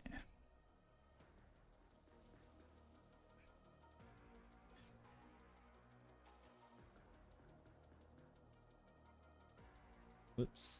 Don't need that comment. I need to find play movement card request generator. Okay. So there is a callback that gets invoked when the socket gets a movement card connection from the other player. A movement card request. So because I want the game to be like live, we're using live multiplayer, real-time live multiplayer. We're using like sockets to keep the connection alive. And I use, whenever the opponent plays movement card, this callback gets called. So, oops. I need to do more stuff when this callback gets called besides move the player. So all I'm doing is moving the player. And so let me see. Verify opponent unit exists on the board.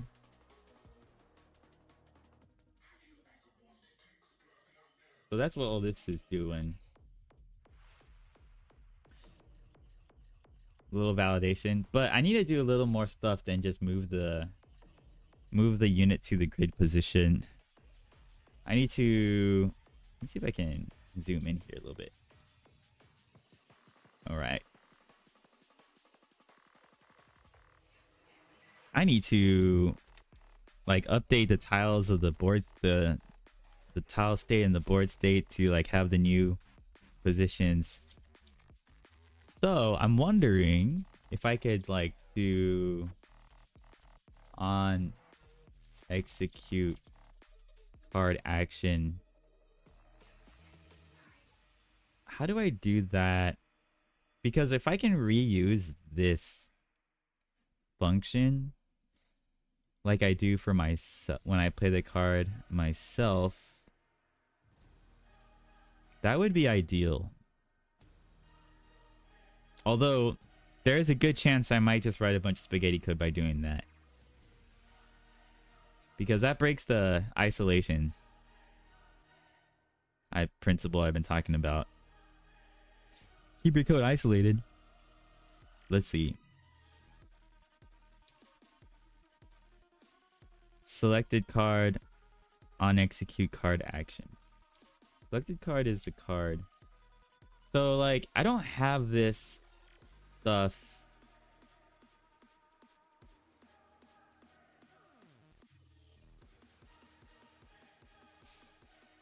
The opponent doesn't have like a card class.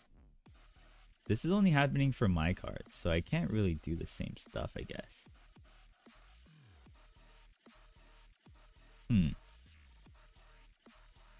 What is all this doing anyway? On execute card.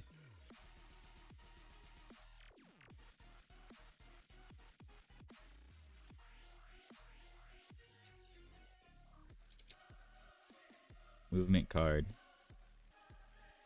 It updates like tile formation stuff.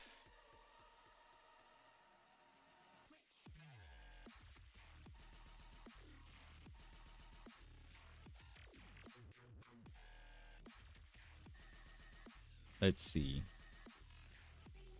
Can I reuse this function? If I like create a class.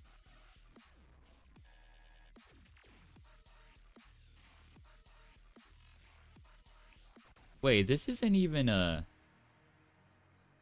I can't even reuse this because this is a mono behavior. Oh yeah, this whole thing is a mono behavior. So I can't like instantiate it with the new keyword. I have to actually instantiate this onto the game. And I don't even think in the game...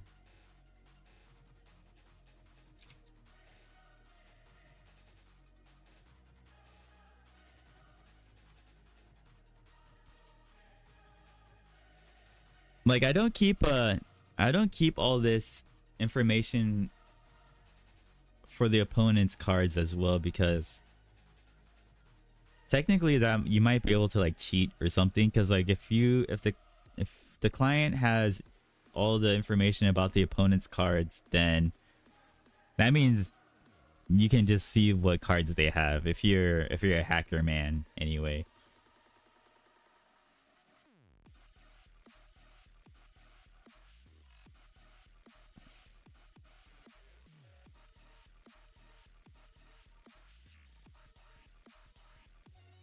But I was thinking of like, what if I just instantiate this something like temporarily? So like,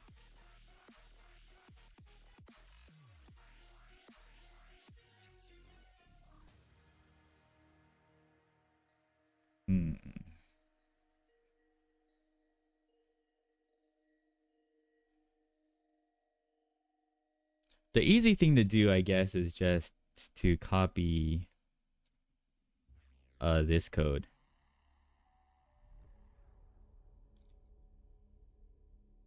And go to the player class. Plop it in here.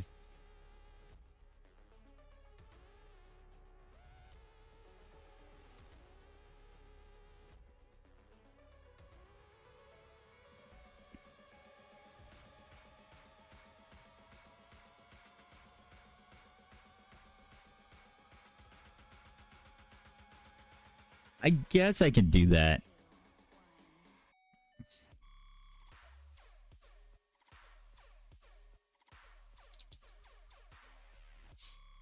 It checks if it's already moving. I guess we don't really need that check. If it's in range, we don't need to check this because this is coming in from the server, so We don't really care if it's in range or not. All we really want to do is update the tiles, I guess. So this should be fine. Import unit controller. Do we need that imported?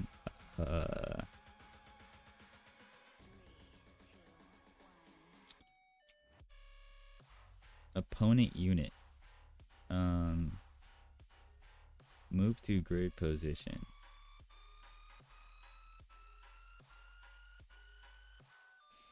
Want to see an optimized way to pass the enums that should be faster if doing a lot. Refactor.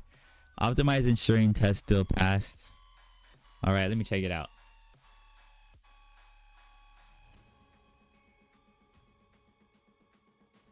We have a dictionary enum value. We have a dictionary of enum values.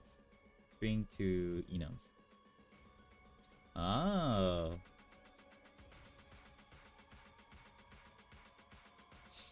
That's a smart way too. I gotta use dictionaries more.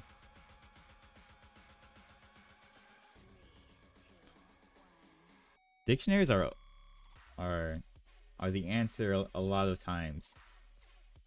Many situations dictionaries solve.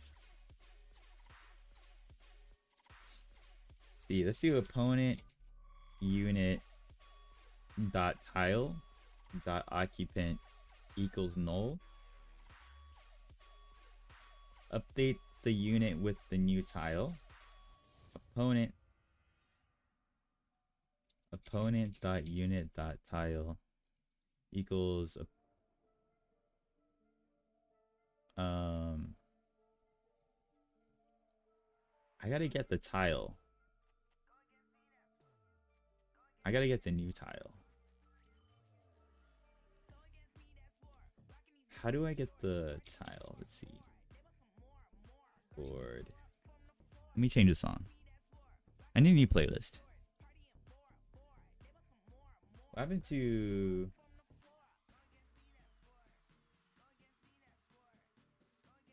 Let's do gaming. And I think I already listened to a bunch of these. So I'm gonna go to like the end or something. Let me go to like 30. Can I type something? No? None of this works?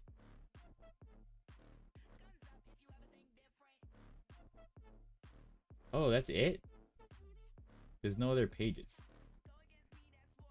I gotta like, maybe I gotta try Pretzel. Because I'm running out of music. Oh shit. My bad. That was the wrong player. I guess I have another one. Here we go.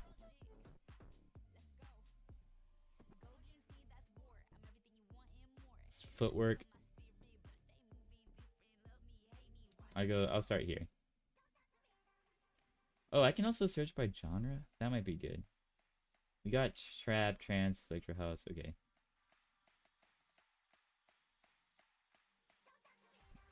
Yeah, thanks for sharing the code of the real MKB. I gotta remember to use dictionaries. I don't use them as much as I do in Java. Well, in Java, it's easy to use objects, and those are basically dictionaries. Because like the syntax makes it really easy. So I just end up using objects everywhere, like nobody's business. Okay, let me get the board. I need like a... Let me go to static game data. I'm gonna add the board into here because the board should be a global kind of thing. Everybody should have access to the board if they want it. So right off the rip, I'm just gonna be static game data dot board equals this, so I have a reference to it, and then that makes it easier. Over here, I need to get the new tile. Get new tile, and then I can do static game data dot board. There should be like a get tile function in the board class. Get tile at point. That looks about right. get tile at grid position. I got a bunch of helper functions here. So, whoops. Close this. Let's do get tile at grid position, and I think the response comes in as a grid position. Okay, yeah. And then I can do this. Opponent's new tile position is equal to that. Then set the new tile's occupant to the unit.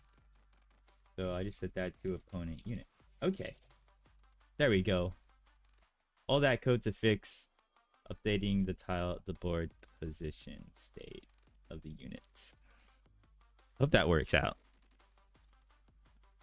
If this works out, then that means I can shoot my fireballs again. I gotta recompile the game. I mean, build the game.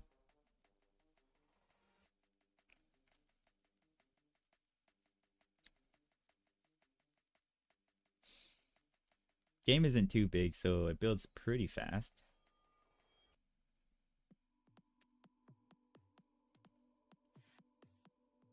Now we can log back in. And wait, did it succeed? I think it did. I'm just gonna go ahead and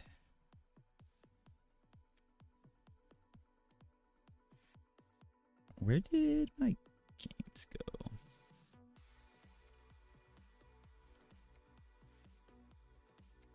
Okay. Sorry, I'm trying to open up the other game.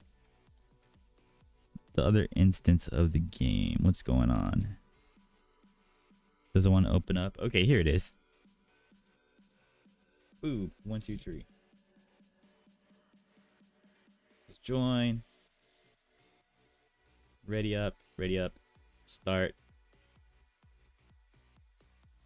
Alright, so now I gotta move my units close to Mina so she can attack. My turn. Move closer, and let me see if I can shoot the fireball this time. Okay, it looks like it's working. Bam! Woo! Okay. We got him at the first shot. And it looks like the it looks like all the enum stuff is also working, because if the enum stuff wasn't working, then it wouldn't be able to, I wouldn't be able to click on anything basically. So it looks like we're good there too.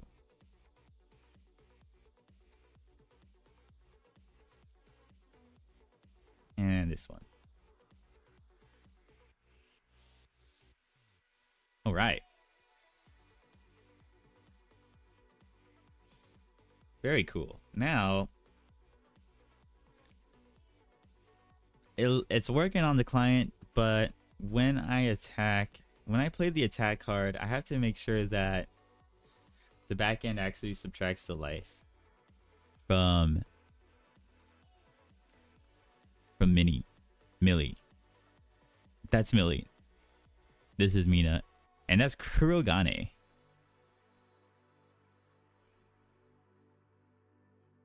Because I think the database isn't actually updating the health yet.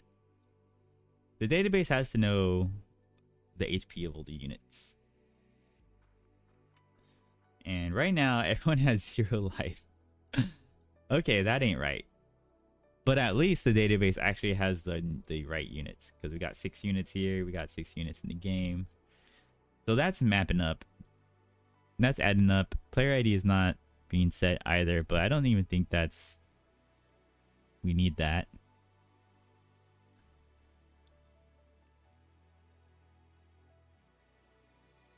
So the health should be created when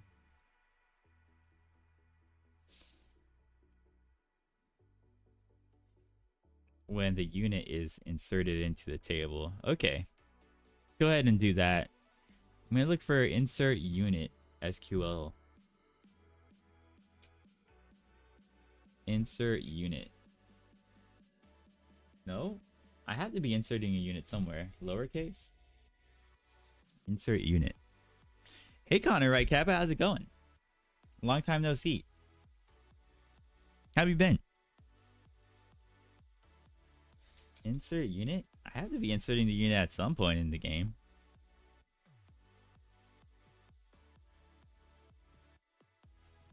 Insert into.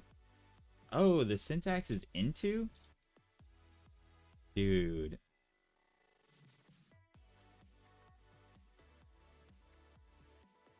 Insert into unit. Where am I doing that? I'm pretty good. I'm working on my my video game. My waifu board game. How's the new job? Did you start working? What are you gonna be, what language are you gonna be programming in? C# still? Well, that's good. You're gonna be well prepared.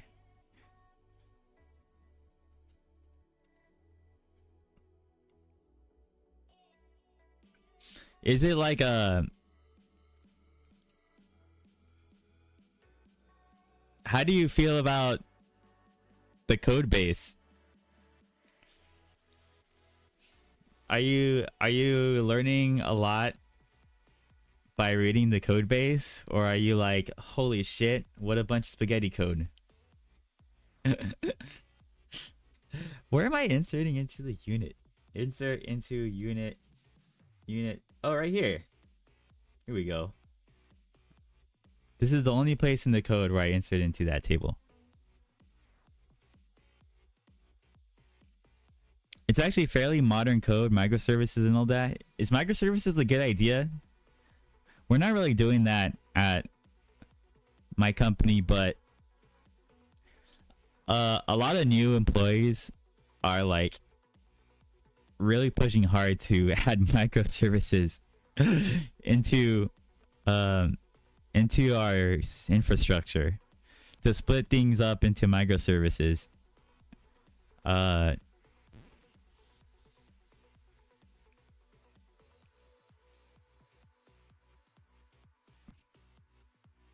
Which I think I would say, to me, like from my perspective, I would say using microservices is a good idea if you can manage them. Like, I think the hard part about a microservice is that you need to like add a Kubernetes configuration to include the microservice. So like you have to handle the routing and everything on Kubernetes, but like I think if you know how to do that, then you're in there. Just nobody just wants to learn Kubernetes. But like I feel like to me that's the way to go, I think, because you were using a microservice, the server, like developing on a microservice seems a lot easier than developing on a ginormous server. Like it compiles faster, it runs faster, the iterations are faster, I guess. The code is less spaghetti because you're isolating it into a microservice. To me, it just seems like there's a lot of benefits there.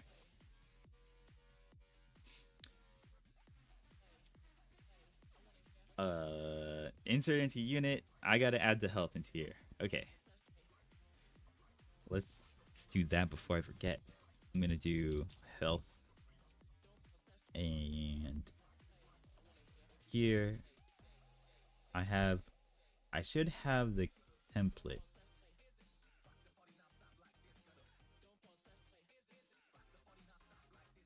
Save unit deck.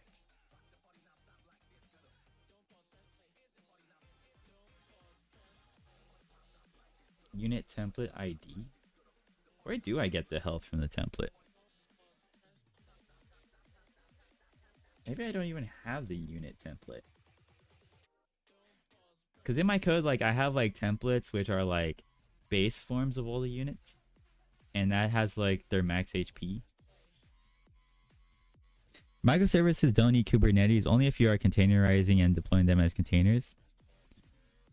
Yeah, I guess that's true. I guess you can, like, run all the microservices on the same server, or, like... Or just have Docker's things set up.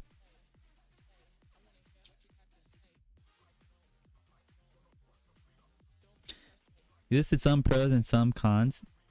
To implement one feature, you might need to change 15 repos that require 15 different build and deployments and different QA sign-off before being able to say, yeah, we can go live. Really? Damn. That sucks. I was hoping things would be like more isolated if you're using microservices. Because I feel like if you have a microservice that like requires you to make changes when you change other things, then I feel like that defeats the purpose of a microservice. I guess you can go too far with microservices and then start splitting everything up. That sounds like also a problem.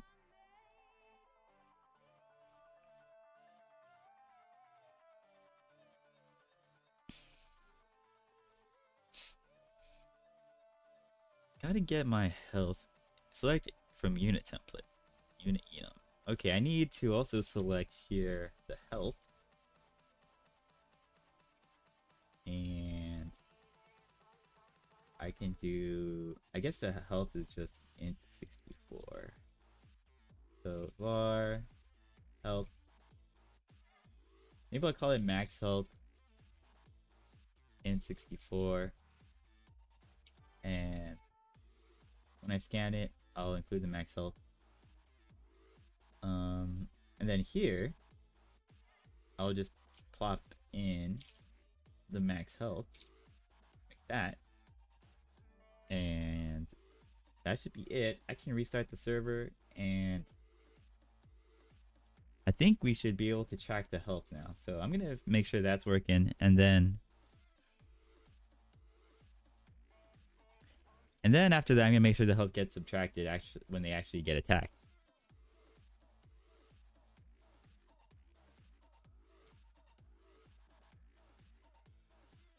All right. We're going to pay attention to the database. Right now, the health is 0. That's not right. We need to make sure when I save this deck, the health is set to their actual health. Nope. Okay, I just got an error. Error adding deck. Insert has more columns and expressions. Over here. Health. That's what I did. Oh, I needed to add in 5. $5. Okay. Let's restart.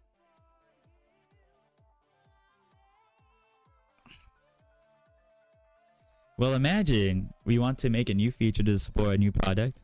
Okay, new strategy in payments domain to support the fact that this is paid for in a previous unsupported time frame. Okay, hold up. We want to make a new feature to support a new product. Okay. New strategy in payments domain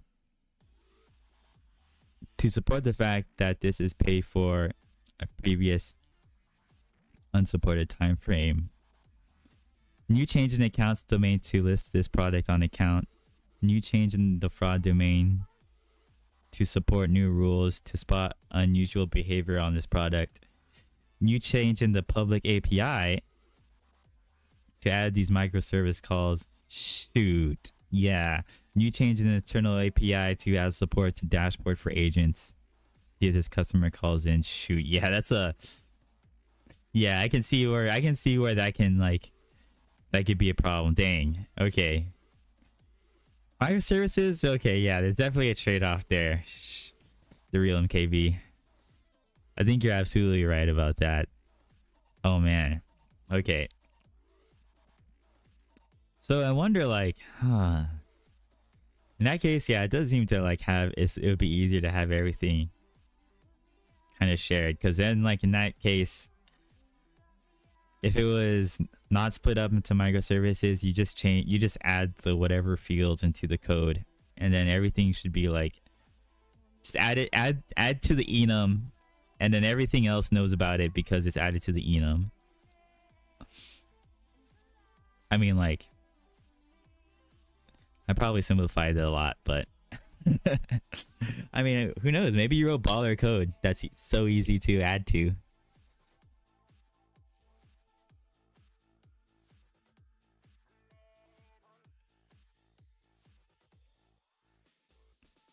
You know what I want to try doing is like write a plugin for IntelliJ.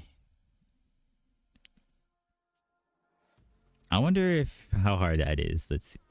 New change in email domain to support the new messages.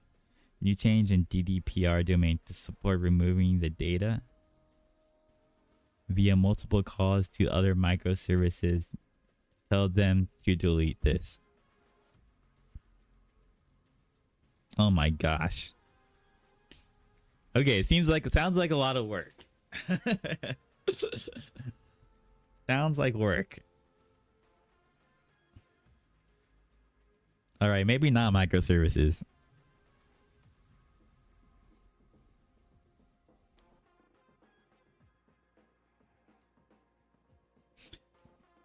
Servers restarted. Let's log back in. Deck builder and save, and no error this time. That's a good sign. And health is updated, but oh, that's right, because this is only 3 units in my account. These units belong to the other player, so I need to log into the other player's account. I think I'm just gonna rebuild. I don't know what the heck happened in between. Let's rebuild it. And that's assuming that there is not work for this feature to actually do anything other than be paid for and added to someone's account. Oh man. Dang it. I just feel like if you do have microservices and then that ends up happening, then I feel like the microservices were not like, maybe they weren't like thought through. Maybe there was possibly a better way of... Oh, did the build succeed? Maybe there was a possible better way of like building the infrastructure.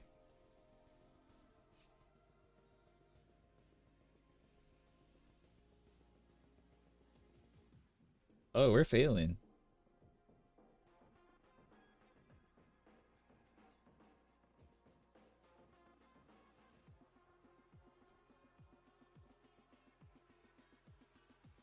It's failing because it's running, I think. Oh, that's why. Okay. Yeah, let's close it out. There's no perfect solution software or pretty much anything. There's our only options, all with pros and cons. Yeah, we've got so many things for microservices. Like one of them is an email microservice, an SMS microservice, and all that. Yeah, I can see how. I mean, the perfect solution is the perfect blend between microservices and not microservices. It's simply as that. Am I right? Oh yeah, so simple.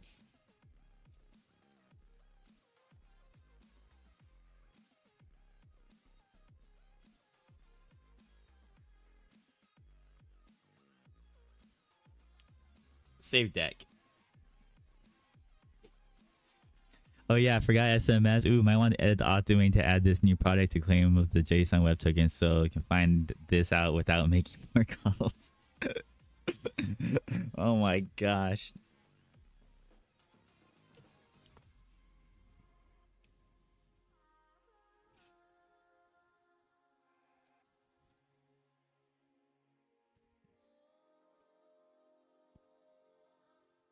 What's the best solution? I'll tell you the best solution. The best solution is to use protocol buffers. That way,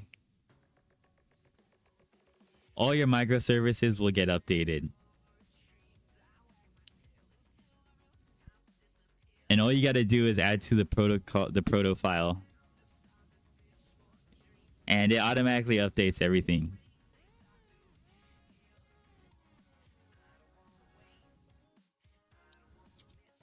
Sounds like a genius move. I don't know.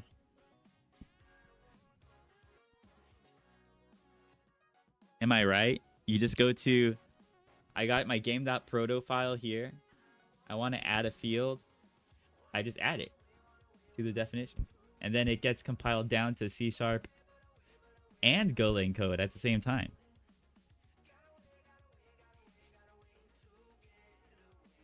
There you go. Maybe that's why protocol buffers are getting so popular.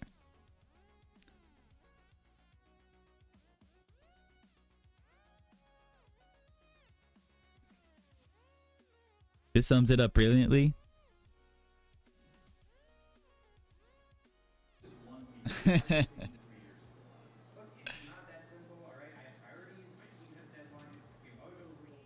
still not understanding this. Why is it so hard to display the birthday date on the settings page? Why can't we get this done this quarter? Look, I'm sorry, we've been over this. It's the design of our back end. First we have to call the bingo service. Bingo knows everyone's name-o, so we get the user's ID out of there. Then from bingo, we can call Papaya and MBS to get that user ID and turn it into a user session token. Papaya. Validate those with Omnop, and then, once we have that, we can finally pull the user's info down from Raccoon. Yeah, but couldn't the Raccoon team basically just... No, Raccoon isn't guaranteed to have that info. Before we do this, we have to go to Wingman, do a query to see if the user Wingman. the next level, or if they're just playing the field. Playing the Now, field. Wingman is cool, but he doesn't store any user info himself. He has to reach out to other user info provider services, like RGS, Barbie Doll, Ringo 2, BLS. But how does it know what all the user provider services are? Well, for that, it has to go to Galactus, all-knowing user Galactic. service provider aggregator. And while Galactus has omniscient knowledge of all current user info providers, it doesn't have future sight or knowledge of past user info providers, so it expects a time range. To get all the current user info providers, we need to pass a time range with the current time and a time representing the end of the universe, which we get from EKS, our entropy chaos service.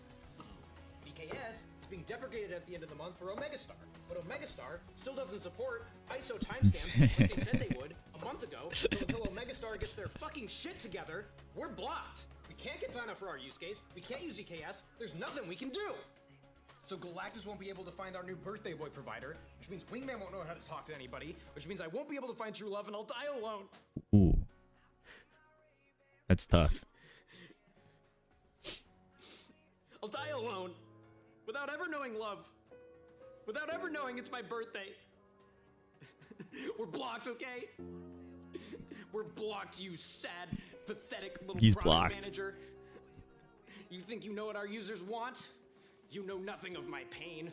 Of Galactus's pain. You think you know what it takes to tell the user it's their birthday? You know nothing. Delivering this feature goes against everything I know to be right and true, and I will sooner lay you into this barren earth than entertain your folly for a moment longer. Damn, bro. All right, maybe not microservices. All right, so clearly this is Blocker. No problem. We'll push this out another 2 to 3 years or so. Learned a lot today. Love Galactus. But we'll talk next week about adding middle names to the profile. Awesome. Sounds good. Take care.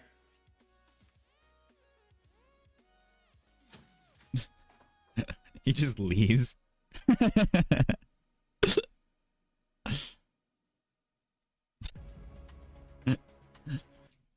Oh man, if only it wasn't true. The sad thing is this is satire and exaggerated, but not as much as you might think in some stacks. Hey, allowing a user to change their date of birth requires 6 services to be edited with new endpoints and DB changes. Oh man, dude. All right. Okay. Well, it sounds like I'm gonna be very careful if I ever split my backend into more than a single process. But I do have a protocol buffer set up already. So if I do that, I think I am positioned well to face the challenge.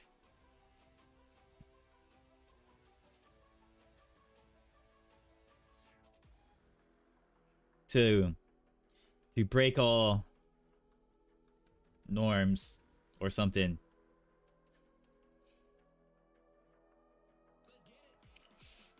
I'm gonna find a way to leverage proto buffs to make microservices easier to maintain. Okay. Let me move up. Oh, wait. Did I save the deck? Or are all the lives? Okay, all the HP is updated. Looking good. And if I move up, let me end my turn. Let's draw a card. And end my turn. I need to get in range.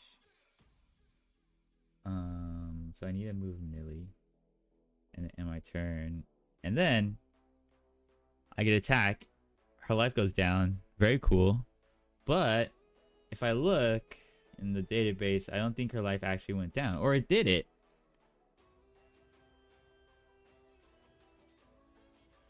Something changed. Hold up. But I can't tell because everything's numbers. Did the order just change? I think the order just changed. Yeah, these are the base starting life points. I can tell.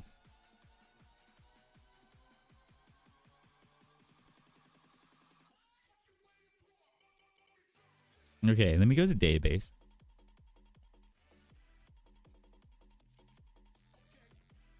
And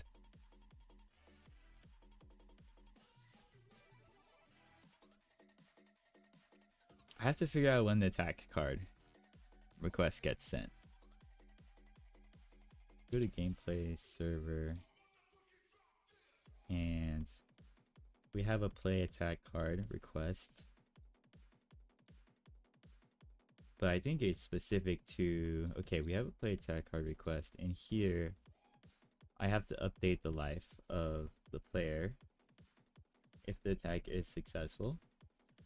Discard the card with the single card second parameter. Oh, that was just to help Copilot. Just delete that. And that's also to help Copilot. Don't even get me started at the Counter-Right Kappa. Just hear their requirements and search by tender in a lot of cases over engineer before the actual work even starts.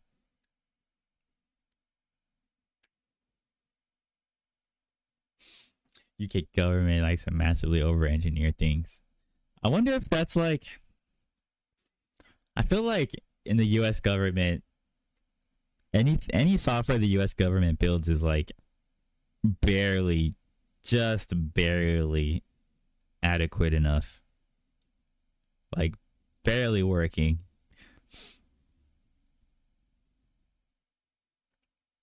So in the US government's case, I feel like everything is under-engineered.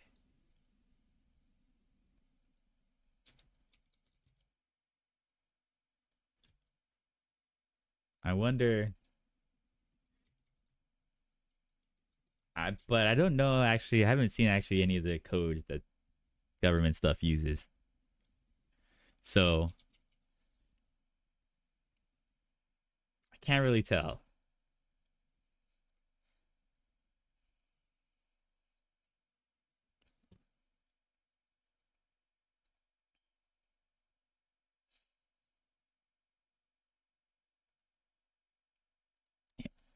Hey Connor, are you allowed to tell like what feature you're working on or like what part of the code base you're working on, or is there like a big non-disclosure agreement that they're really serious about? Cuz like is government code supposed to be, I guess it's supposed to be private. I mean like, but it's the government. Isn't the government like supposed to be for the people? The government is for the people, but they hide their code base for some reasons.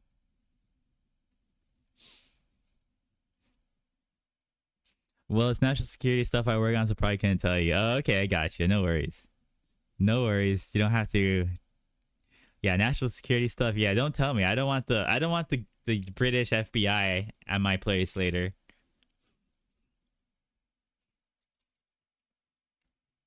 Get knocked knocked. They're gonna come in. They're gonna be like, "Oi, you got a license for that?" I'm like, "No, dude. I don't have any licenses."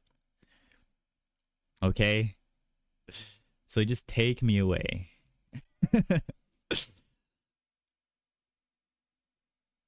It involves code. Gotcha. Okay. Even that's too much info. They might take me right. They're probably at my place right now. They got batons.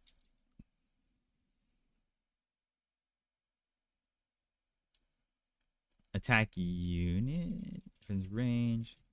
New HP game model dot set HP. Oh, this is actually supposed to update the life of the unit. So why isn't it doing it? Health. HP. Huh. The code guy here. Maybe I'll just put a breakpoint right there. No breakpoint. Please use a line.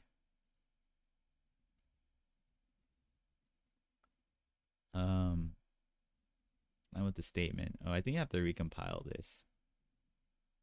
But it looks like there's code here to update the life. Didn't get updated. Okay, we'll put a breakpoint. I'm gonna recompile everything and then put a breakpoint right here. And see what went wrong. Just restart that. And reopen the game. They probably wouldn't be able to find your place. Not finished writing the specs for what the GPS system should use. Yeah, they're gonna need to get approval and everything. That's true. They gotta update a few microservices. I'll be long gone by then. I'll be somewhere else.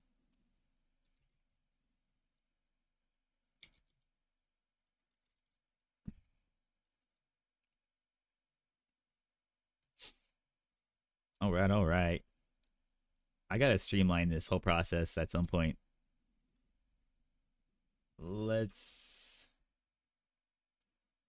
inch up, and then my turn.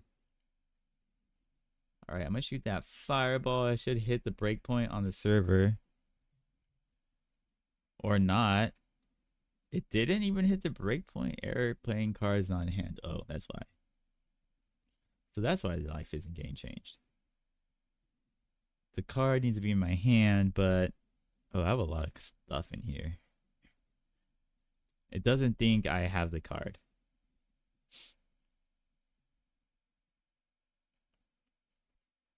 So when I play the tag card, make sure the unit owns a card. Card in hand. It takes in the request and the player ID. Card proto ID. Error. I think that's the error that got sent. Error playing card. Error. No, this is error querying for card. Different error.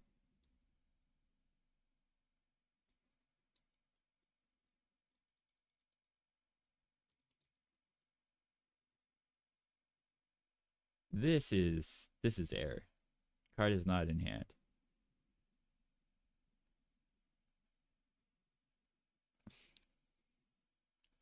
All right. All right. All right. I've been having a lot of issues maintaining the database state and the client state so that they match.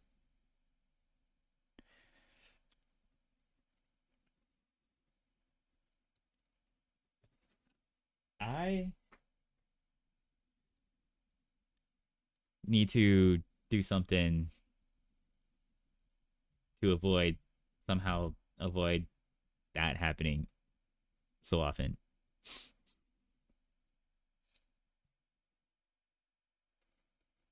So this is returning false.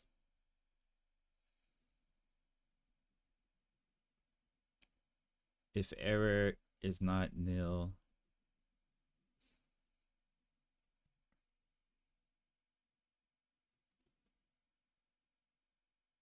card not found in hand. If error is SQL.error no rows. Okay. So I couldn't find that card.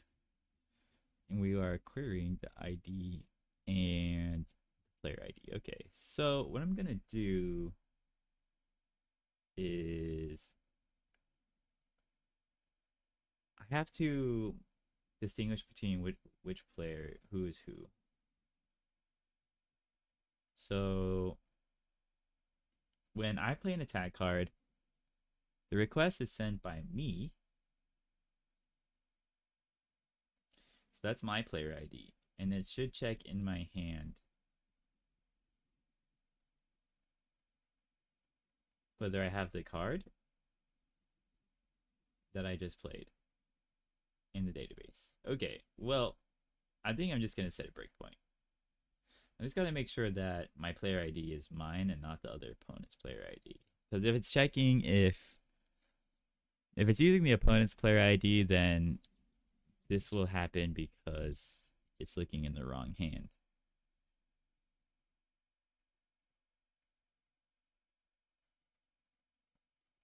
We're sending it the request.player ID and the card proto.id. Yeah, I think I'm just going to set a breakpoint here and see what happens. So let's see. I'm going to play another card. And in this case, this is a movement card, so there's no issues with the movement cards, it looks like.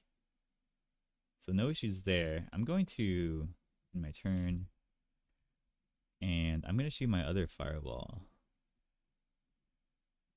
If I can move her. Did I not end my turn? Ends? Okay, here we go. Move up.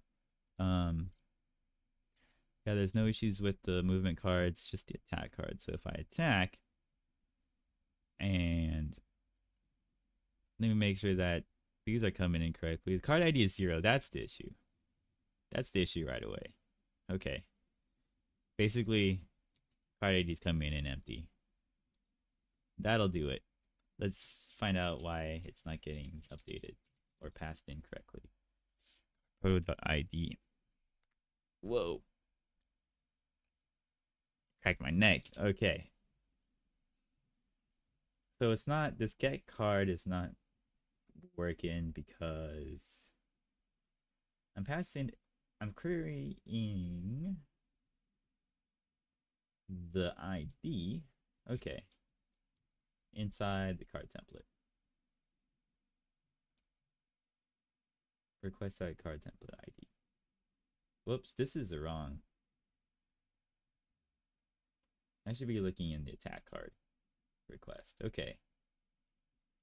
Same thing. Trying to get the card proto buff, but it's coming in without an ID. So because the other one, it's working with the movement card, I'm going to go check on the client and see if I'm passing that in correctly. So I build the request down here. Play attack card request generator. And this just creates the request that I need to send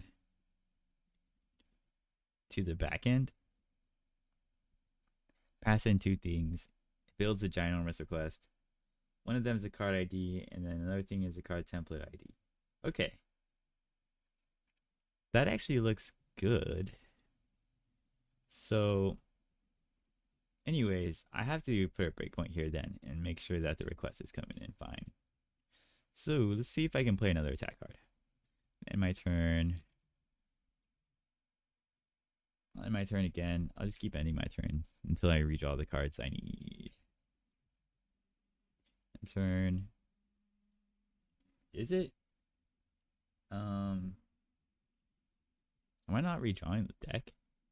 Something's going on.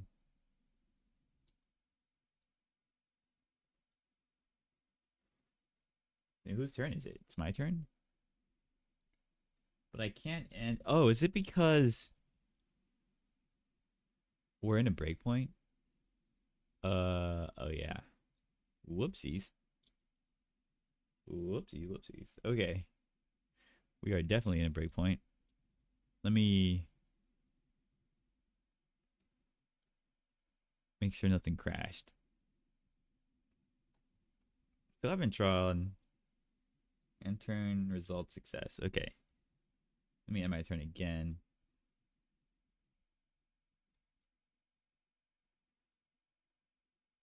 I should be drawing my fireball card. Where'd it go? It's over here. Wonder why it's not being drawn. Maybe I messed up the state with the breakpoint. Dang it. Okay. Well, I don't even have the fireball. I can't draw fireballs anywhere. Dang it. I need the fireballs to attack. Maybe I can attack with the axe. Let's see. Let's move melee into attack range. And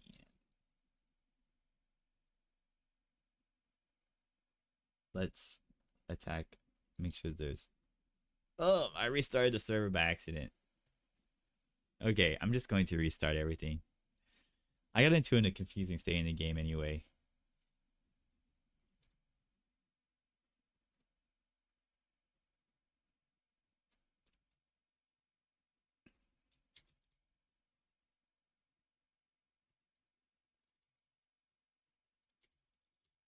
Bob 1 2 3. Bob. Boob 1 2 3. Join. Ready up. Okay. Let's go. Let's move. Let's end my turn. Let's move up. Let's attack. Bam. Okay, here we go. Okay, it was just a lot easier to restart everything. Let's check the request. Make sure that the card template ID is populated. Okay. 125. That looks good. But when I go to the card in hand, it's looking for my card proto ID. And it looks like we get this back, but the ID is empty. So we're getting a bunch of stuff. Well, okay, it's for the most part.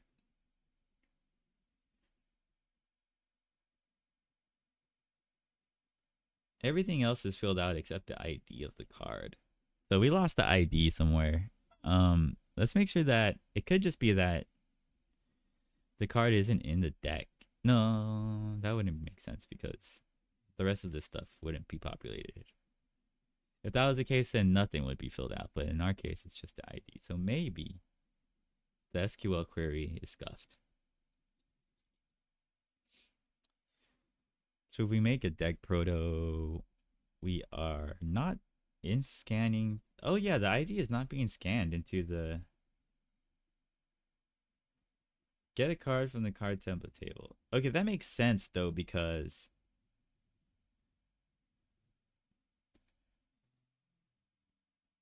that makes sense.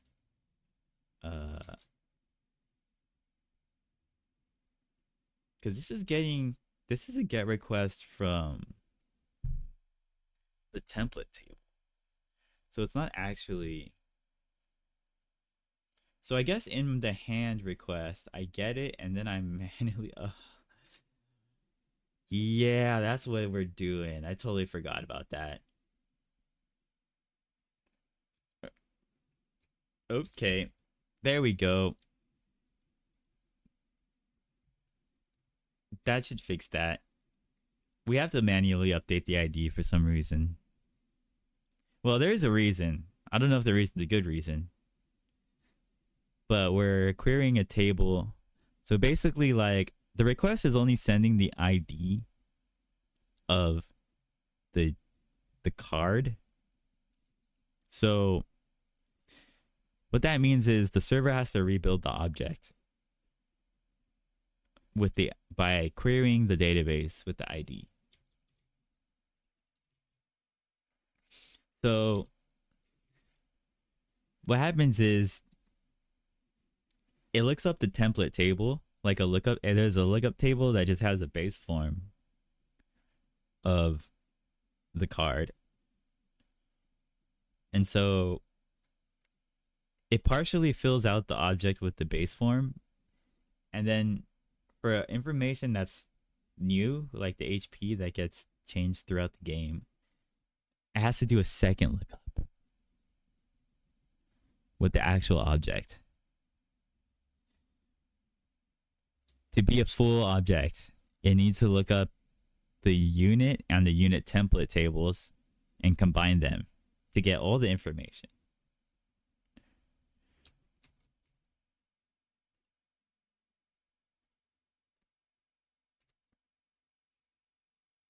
And so I'm looking up the template info first, and then I'm manually updating everything else.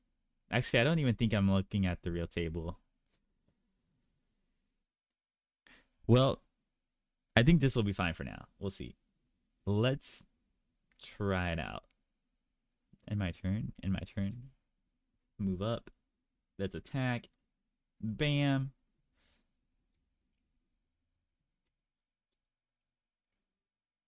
Now the ID is set. 1868. Cool. Keep stepping. It should be in the hand now. This should be true. It is.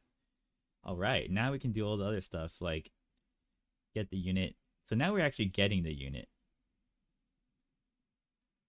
For the actual unit and not the template. And then we're going to subtract the life and stuff at some point. Yep. New HP. So if I look in the database at this point, everybody's HP should be at full life, but I just attacked Millie and she starts with 11 HP. So one of these 11 HPs should go down. I don't know which one because I can't see what's what with all the IDs flying around, but hypothetically.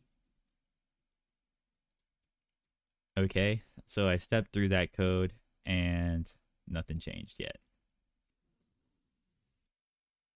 Did something else go down? No, nothing went down. What? But I did this code, which should change the life. New HP is 0. Attack card got get damage. Did I leave this function? No, we're still in the scope, right?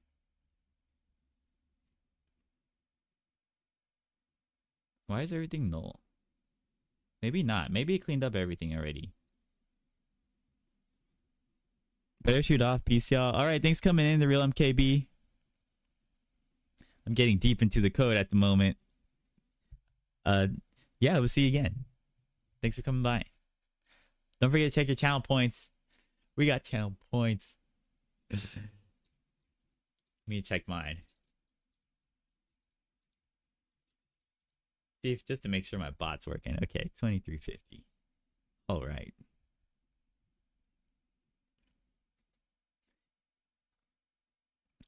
The way it works is you get channel points with the bot if you say message. If you send more messages, well, it checks every 5 minutes if you send a message. It checks every minute if you send a message within the last 5 minutes. And if you did, you get points.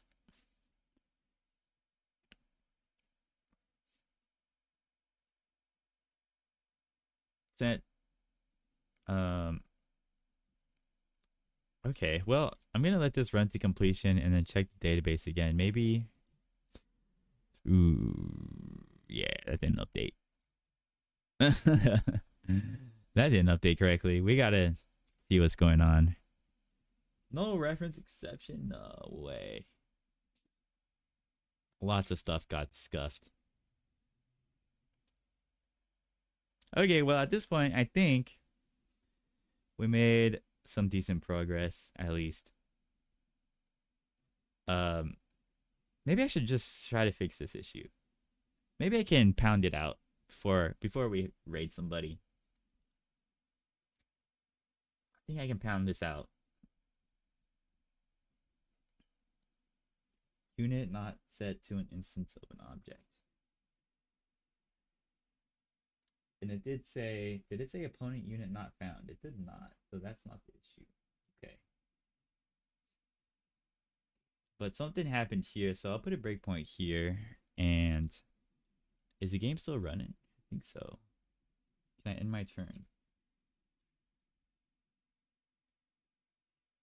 I can move her. Okay, I'll just end my turn.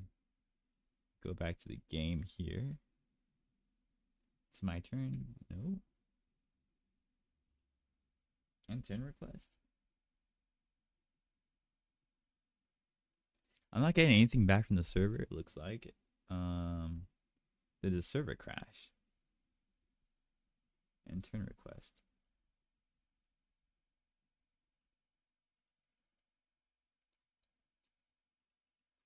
Well, whose turn is it then?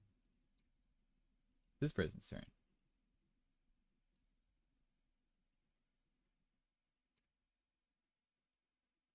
Alright, I can't end my turn anymore for some reason. It looks like it's coming through, but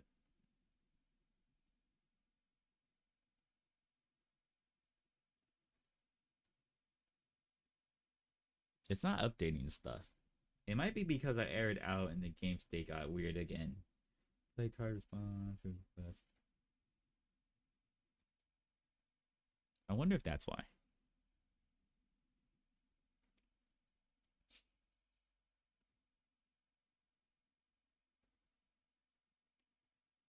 It should let me end my turn at the very least. End turn request, get game ID. The stream stopped streaming. It looks like the stream stopped streaming. Other stream, go stream, continue. No end turn response. For other stream, what's that server? I have like a dictionary of game streams here, which are basically like socket connections.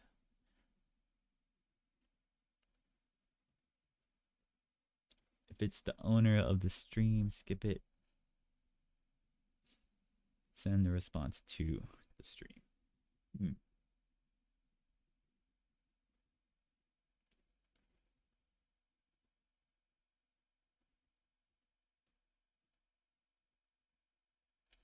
not getting any responses coming in. I'll put a breakpoint right here. So if I end my turn, it hits the breakpoint. All right. But for some reason,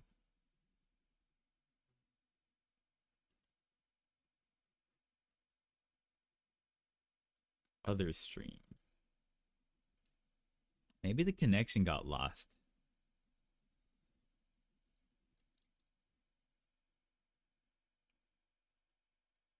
It's probably because I aired out with this no reference exception.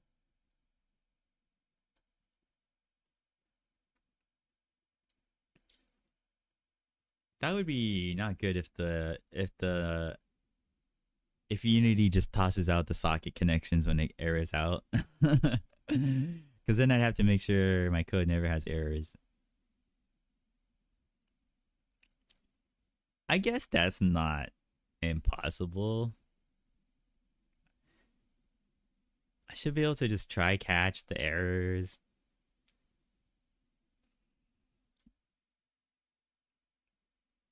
Let me go back. Let me turn this. Let me restart the back end. I think it's not letting go of a socket connection. Yeah. There's some weird stuff that happens when the errors out sometimes like that. It doesn't let go of the socket connection. I can't restart. All right, let's get back into it. I need to debug why. Figure out what's coming in that's null when I attack somebody. Oh, it's empty. No, let me restart. I got a little ahead of myself. I didn't let the other player join. Join. All right, let's move. Oh, this person's turn. In my turn. Let's move Mina. Shoot the firebolt. Bam. We're going to the play attack card. Everything looks good. I'm gonna just turn off these breakpoints.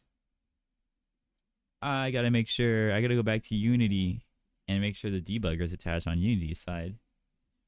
It looks like it's attached. Okay. So then I can just continue on. New HP. Actually, this is a good thing to check real quick, if I can. This is all null. So wait a second. That's issues. That's probably why this is happening then. Okay. Target unit. It's just saying everything is null. What did I pass in? Let me go up to call stack. Attack unit. We're passing in the unit proto. That's null. Target unit proto, also null. So these are not working. And I gotta figure out why. Oh, I see why. I think I see why.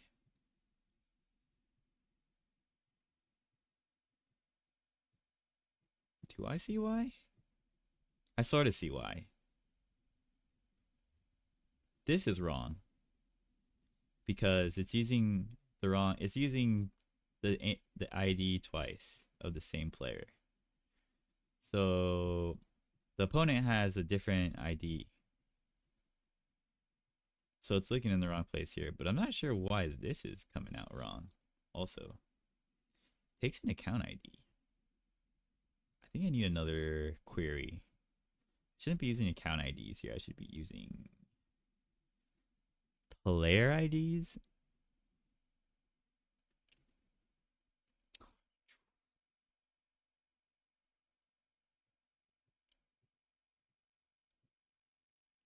Account ID. Let me see. I have the claims, I think. Username boob. ID 2. So we're sending in the ID of 2 and the unit ID of 179. Oh, that's actually the unit template ID. Not the actual unit ID.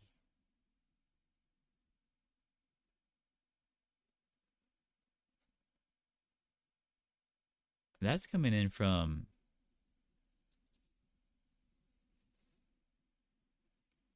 I'm doing where unit ID equals 1 and I'm checking against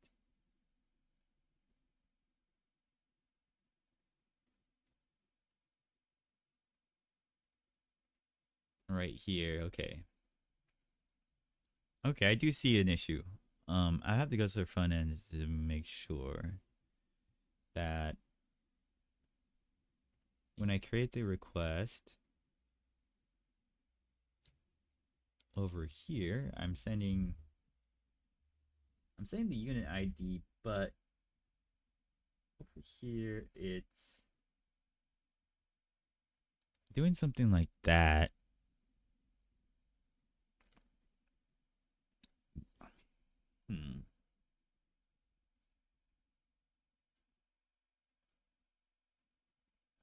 Maybe I should just send the entire unit over. Like I'm doing with the movement card.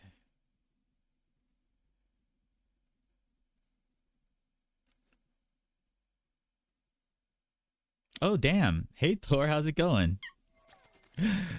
Welcome, Raiders. How you guys doing? I hope you're ready for some hardcore shit posting. That's what we're all about. Welcome in, welcome in. I invite everybody. Everybody's welcome to the stream. Thanks for the raid, Thor. Right now I'm working on my video game here. You can see my little card game. How you guys doing? Hey. This might be a good time to whip out the chat bot. I wonder if the chat bot's actually even in here. We're listening to The Matrix. Oh. Dude, I'm trying to get my girlfriend to watch The Matrix with me. You think I can pull it off? Let me open up the waifus. My waifu, my Unity and waifu. Cooking, Green Man? Sounds good. How's it? What you cooking? Should I let you cook? Should I let Tim cook? Doing great, homie. You're for real making a game? Insane. Oh, yeah. Like, I'm making this game over here. This is the game I'm making. It's like a little board game and you get cards. Thanks for the follows. Let me see who's following me. Follow from Wrath Dragon. Thanks for that. Hells yeah. Hope you like waifu board games where you have cards for some reason. Hey, thanks for the follow, Green Man. So the way it works is you just have cards to move your units and stuff like that. Right now I'm trying to figure out getting an issue with some of the IDs not being where they're supposed to be. So I might put a breakpoint like right here actually. Let me put one right there. Breakpoint. And am I in a breakpoint at the moment? Yeah, okay. I'm gonna have to do some investigating there. But yeah. I hope you guys had a good Lunar New Year. Oh yeah, I was starting up the waifu bot on the side. Cause I got a cool chat bot. I gotta show you guys this cool chat bot.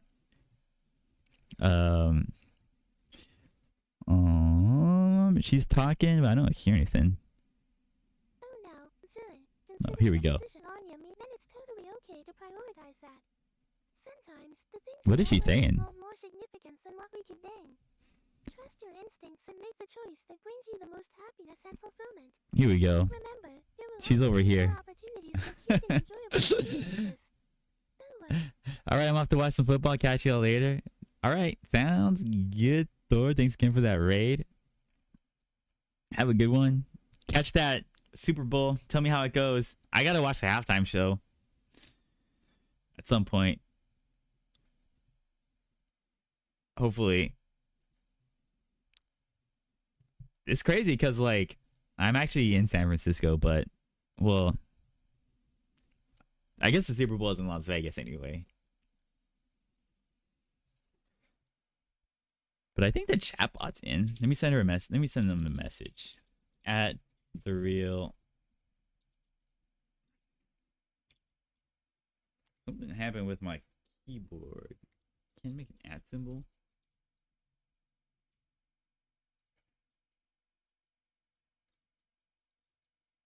Whoops, I think my keyboard changed languages on me. What in the world? I'm trying to type an @ symbol. Oh, it's because I went to Mexico. I have like different languages on my keyboard, like Japanese, Spanish. The real ChatGPT is not in here. Let's get to the bottom of that.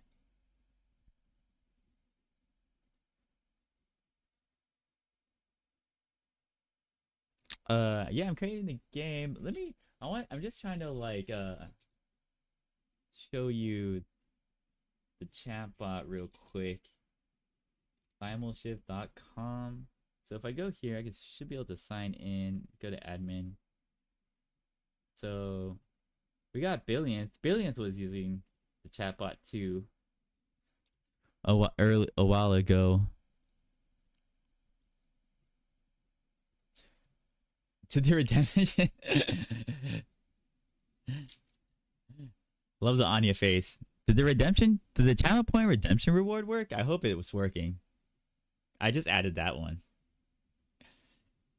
Simulshift.com. Let's see. Go chatbot, and they should be in here. Okay, what if I turn this off? Nice. Turn it back on. And the bot doesn't want to say anything. Maybe the bot's shy right now. The bot could be a little shy. I'll just restart the server.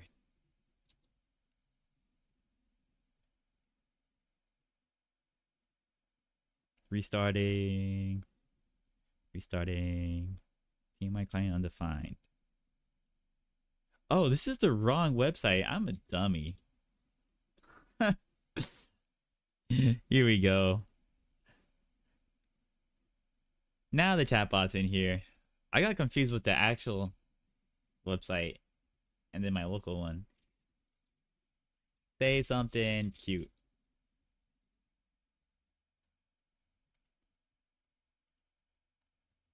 Do we have text to speech? No. I gotta restart Unity. Okay. Restarting. So basically, this anime girl, you can talk to this anime girl if you at her. Hello there, ChatGPT. I hope you're having the most adorable day ever. Just wanted to remind you that you are as cute as a little fluffy bunny hopping through a field of flowers. Little staticky. Keep shining with your cuteness, my friend. Ooh, Tilda. Maybe my GPU is dying. Let me restart. The GPU. Let me try again. Cool.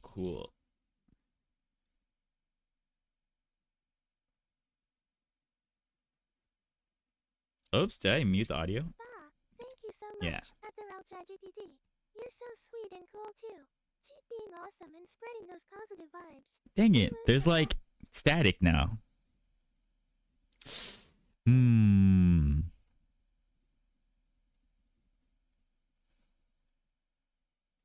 wonder if I can try. Maybe I'll just restart this thing.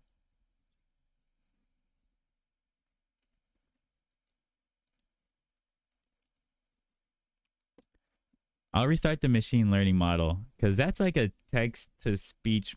No, that's a machine learning model that does speech to speech, not text to speech. Although I am using another one that does text to speech, but this one makes it sound like an anime girl.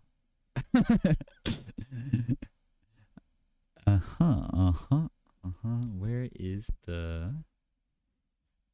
Here we go.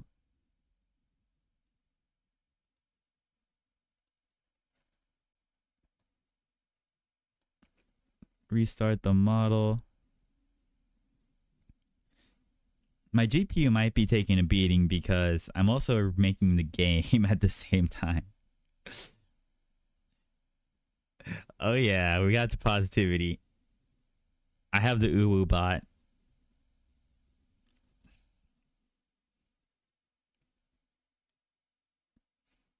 Maybe I'll just put this as a shortcut somewhere. I'll do create shortcut.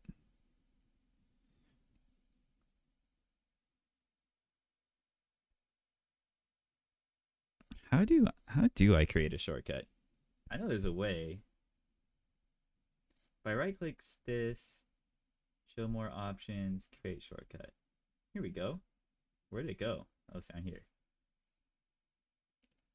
I mean, I have to put this on my desktop somewhere, so I'll just put it like over here. Did it work? There it is. Okay, and then can I not put it here? I guess it's not gonna let me do that. Oh well. I can just leave it there for now.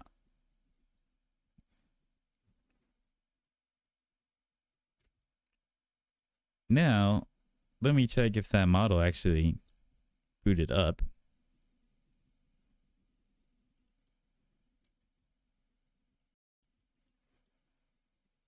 doing all this stuff.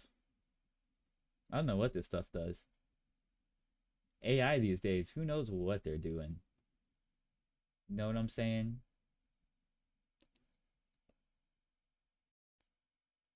But anyways, it does these. And then eventually this opens up. Voice changer, native client.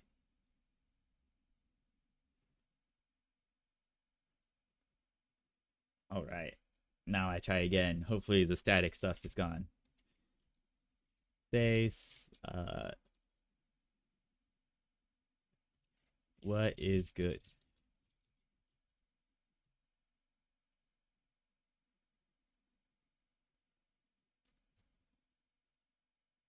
Hello, ChatGPT. Goodness, good. On a whammy day, cuddling with a fluffy cat, or even just a smile from Okay. SWIEND. Okay, I think that fixed it. Feel all warm and fuzzy inside. Ooh, Tilda. For some reason, the first message always comes out kind of weird.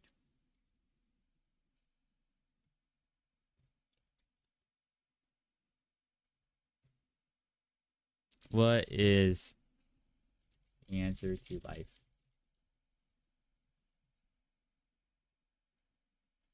Oh my goodness, Adderall ChatGPT, that's such a deep question.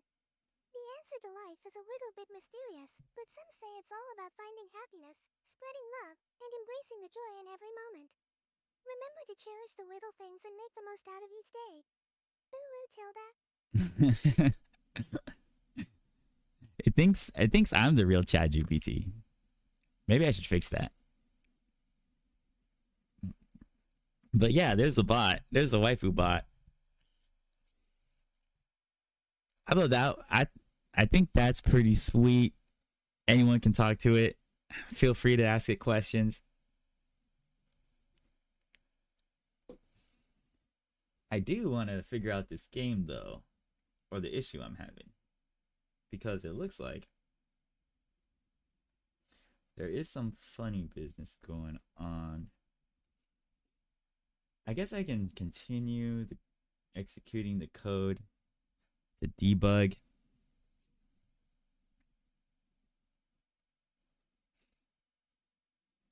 Do you play any video games, Green Man?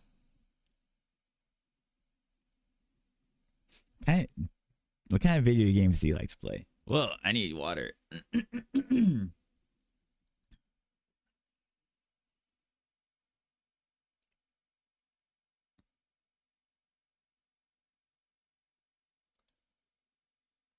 Unit Proto coming out from Get Unit. And then these are both coming out nil, which is the problem. I know this one should actually be successful. At the very least. So I wonder, actually, how did it go wrong over here? And I'm actually doing this for the movement card. If I play a movement card, I am doing the Get Unit. So that means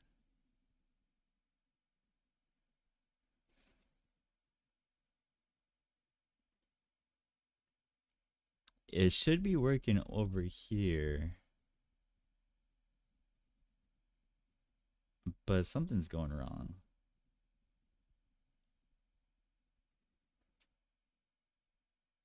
Unit ID is 2 and the unit ID is coming in as 179.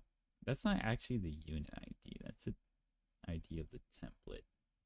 But I think all this does is get the template. It doesn't select the unit. Oh no, wait, I'm wrong.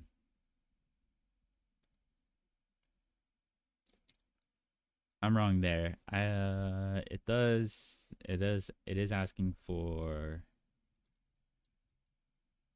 the actual ID of the unit, which I don't know if I have, or it should be attached to the unit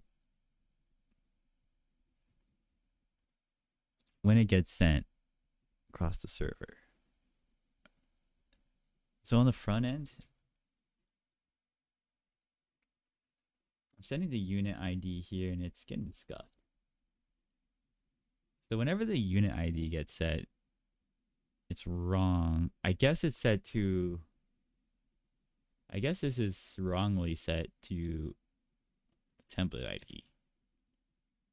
That's kind of weird because I don't understand how it's working with. Oh. Well, the movement card. Well, the movement card is doing like this, almost the same thing. Basically the same thing.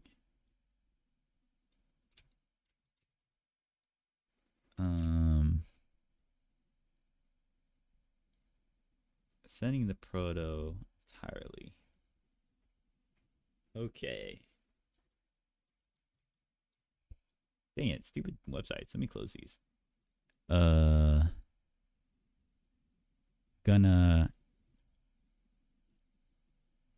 see what went wrong with.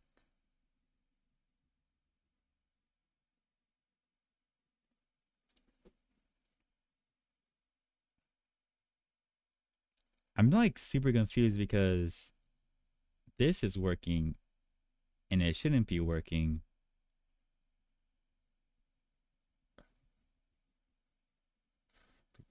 Otherwise, this would also be working.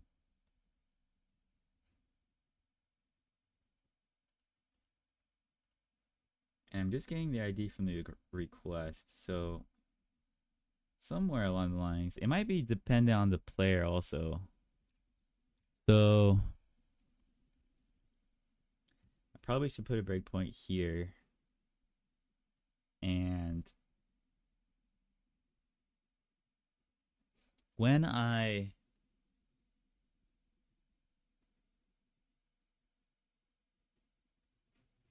instantiate the unit, I have to make sure the ID is correct on the unit. So that means if I go to my spawn manager and then instantiate player, okay. Instantiate units. We have a unit proto buff coming in. And inside this, I should be setting the ID at some point. Maybe. Oh, no, wait. I wouldn't be because all I do is set it to whatever the proto buff is. So really, this is an issue with the backend. Let me see. All I'm doing here is getting the unit protos from that thing. Okay. I have to double check the room code where I am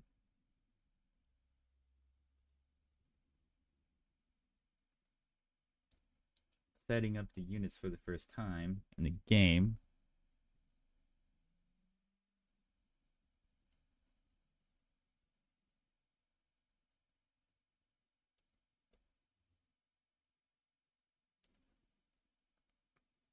I am doing that somewhere.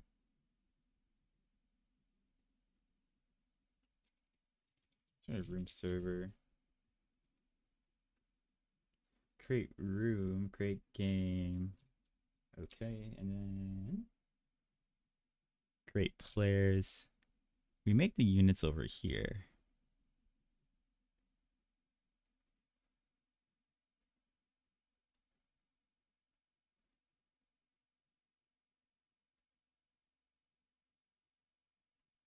Update unit. Update unit.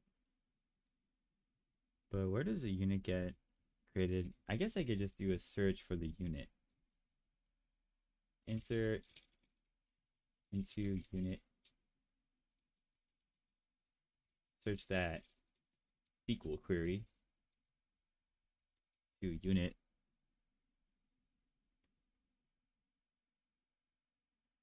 Where is that happening? Right here. And I'm setting the template ID as I should be returning I should be returning the ID. Insert new units into the deck. Template ID.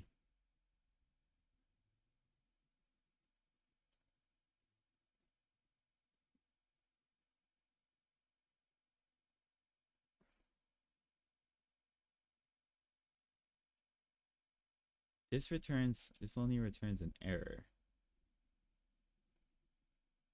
That's fine. Okay, what I want to do is actually select unit. Oh wait. From unit is this query I'm looking for. From unit. And I think it's this one. Deck builder, get unit. No, maybe not.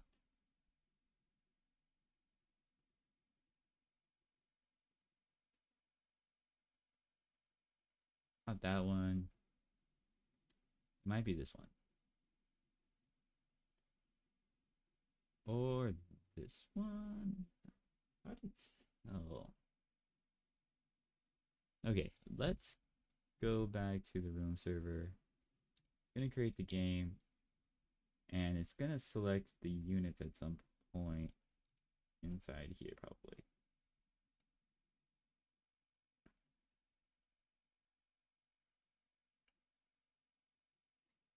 Update unit. Somewhere here. Select current deck from account. Update unit.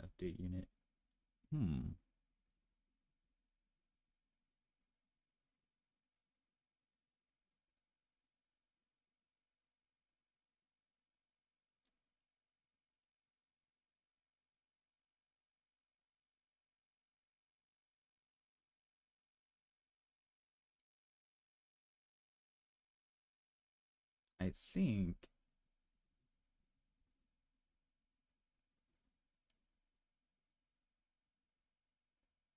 let's see. Get unit deck. Let's dive into here. Getting closer.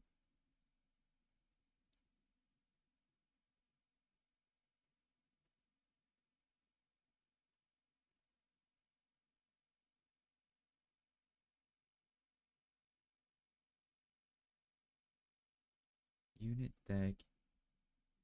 I should be getting the units from here then.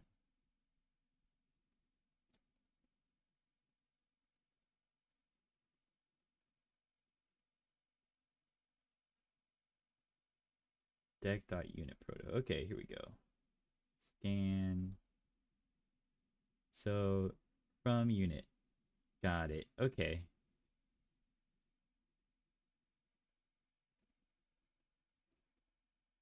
And I'm getting the ID here.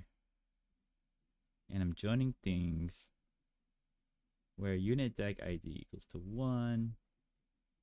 So I just have to make sure that the ID gets set, and it looks like it is. Should be. Where unit deck ID is equal to 1.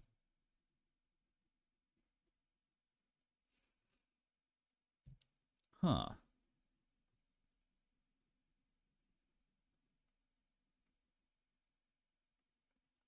Looks good to me. Scan unit ID.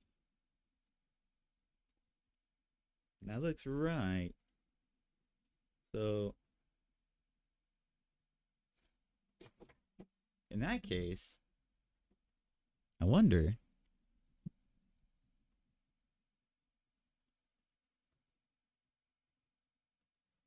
Let me go into the database table. Oh, these are really low numbers. Oh. So then everything is correct. Then what the heck am I doing? Hold up. Back to the beginning. So this is not happening because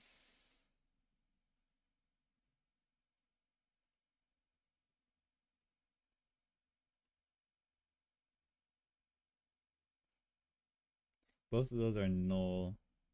This is coming in as 179. So I was looking for the unit that has an ID of 179, and it belongs to the account number 2. So do we have 179? We have it right there. There's the row I'm looking for, and the has to be owned by player number 2. So if I go to, this is a unit,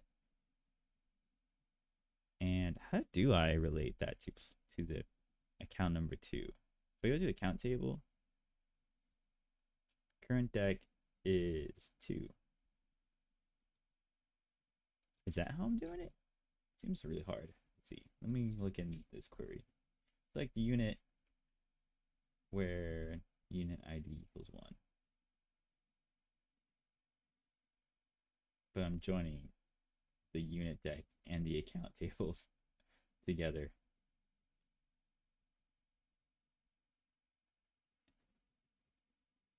This is kind of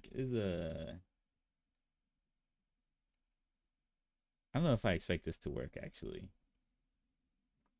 Is that enough information in the SQL query? Do I just unit ID, if I join the deck and they're joined on join unit deck, to join with the unit deck ID. So I guess the unit has the unit deck ID, which is 2. And the unit deck ID has the account ID information. And so I joined the unit deck with the account using that. So I guess I can get all the information with just the unit ID, but it doesn't look like it worked out, because it should have worked out, because we're querying for account 2.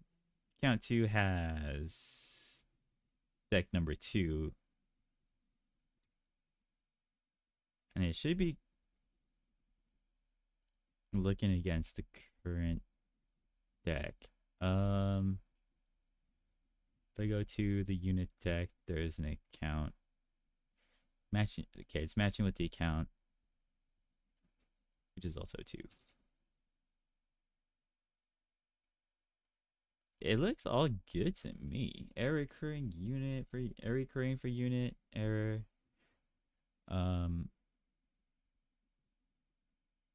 I should also check if there's like no rows. That's also an issue.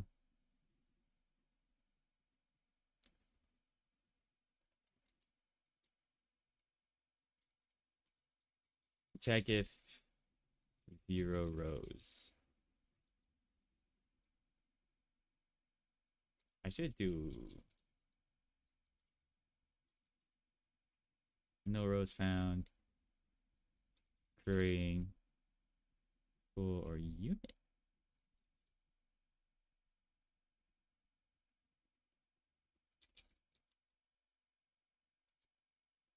Let me see their login.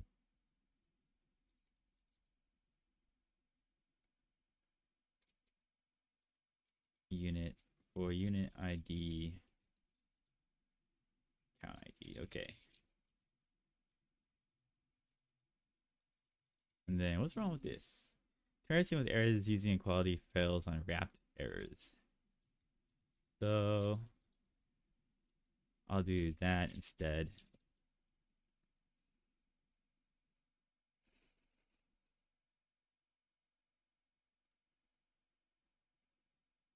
I still can't see how we didn't get any error rows coming in.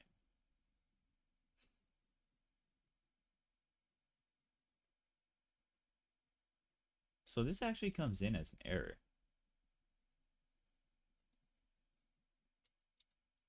So that means this code should be up here. Or do I even need that code anyway? Let me check the logs. And let me see if there was an error created for unit. There was an error created for unit. Account ID does not belong to unit. Okay. Now we're starting to see what's going on.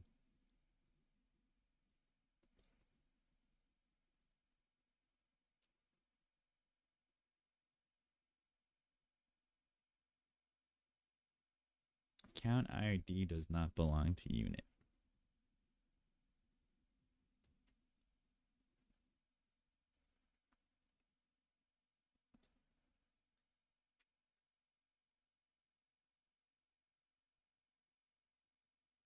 I need more info. I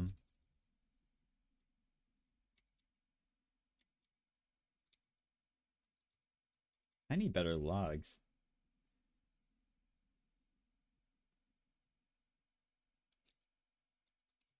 Yeah, this doesn't even make any sense. The log I had here. I'm printing on error, but this is not even error. Okay. It ain't even an error. Let's do ID. And can't type. Okay. Oh, what the heck? I can't do quotes. Did I change the language of the keyboard again? Let me see.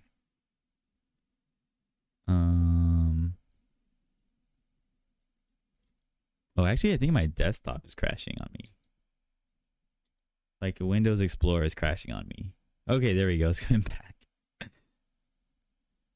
Am I blowing up my PC with all those things I'm running? I might be. This is a good PC, but I don't know if it's that good.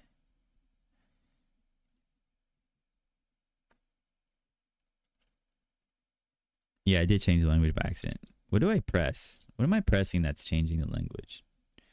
I need to figure that out at some point. Okay.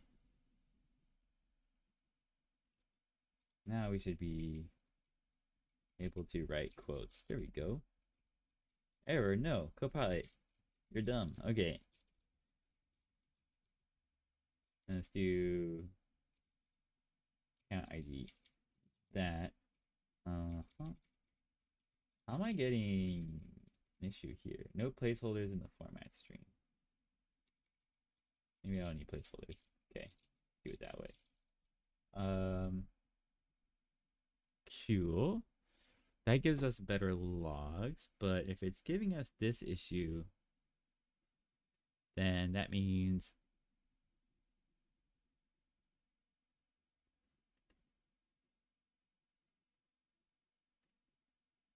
both times I shouldn't have done it twice. I called get unit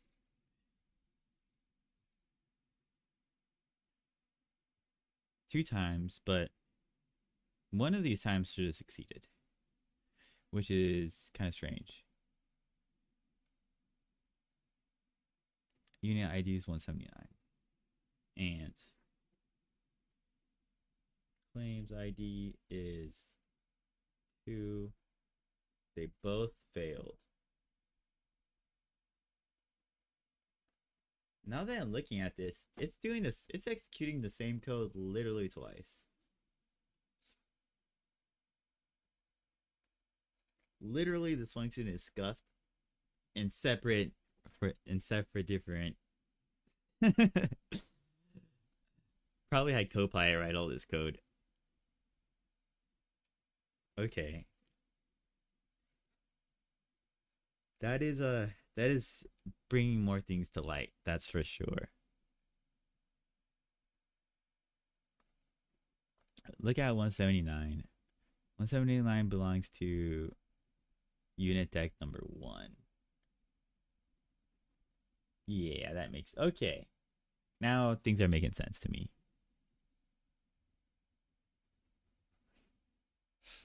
So the request is sending the unit of the other player.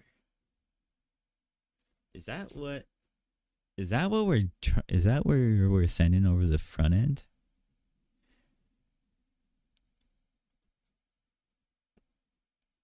Let's see.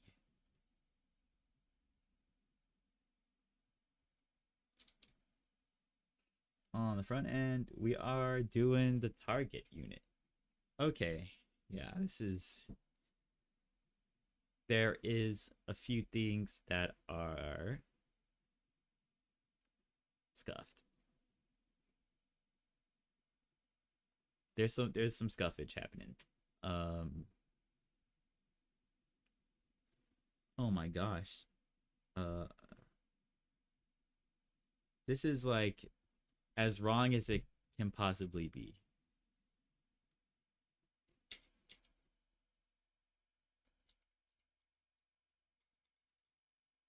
Card.unit.proto.id, and then that's supposed to be like that. And then on the back end,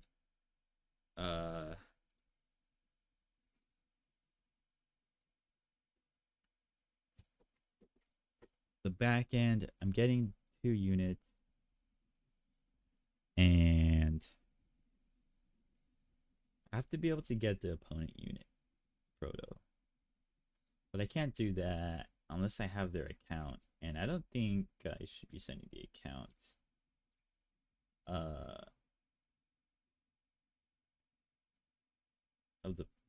Of the opponent. Can I just send over the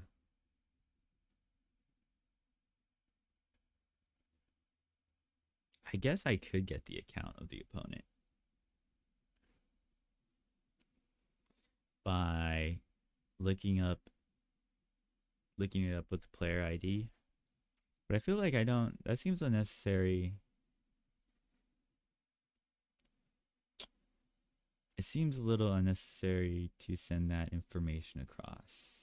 But is there another way to do this without sending the account? Can I do it by just sending the player ID over? Because I think I have the player ID attached to the unit proto buff. Is that right? Let me see. Player ID. It is attached. So you know what? I might have all the info I need already. And I guess I don't think that makes any sense now that I think about it. I have like a unit table and I'm relating it to the account, but I shouldn't be doing that. I should be relating it to the player ID, because if for whatever reason at some point in the future I want to support a person playing more than one game, then I would have to relate it to the player ID and not the account ID, because there's only one account ID, but you get a new player ID for every game you join. So the relationships are not there, and that's probably why I put this player ID table, because at some point I was like, I'm doing some dumb stuff over here. But just to fix this issue, I guess I could write a to-do here. To-do, make sure we use the player ID instead account ID to look up units. Okay.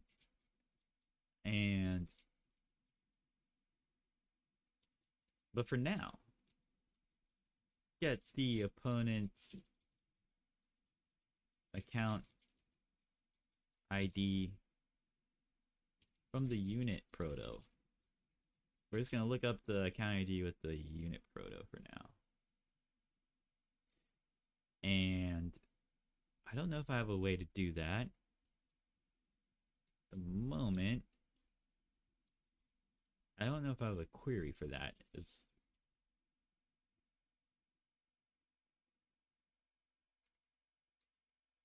like, if I go to my model, maybe it's in the account. Get current unit deck ID. Okay, maybe I do something like get account with player ID. Account proto. Get. I just want the account ID. So let's try that again. Account ID. So select from.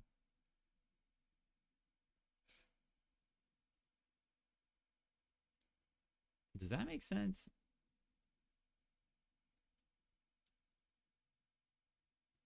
I have account IDs here, but if I look in the player table, there is an account ID attached to it. Yeah, okay.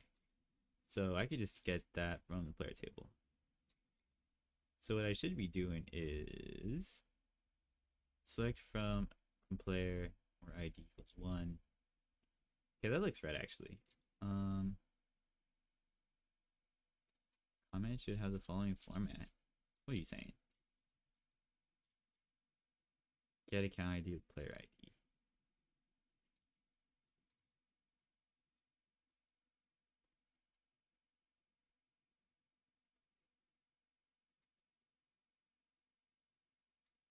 Oh, this is supposed to be get account ID to match the comment. Okay. And this is mad about this. Okay. So this should work. And I can go back to here and I can go to account model. I have to import the account model. Do account model that,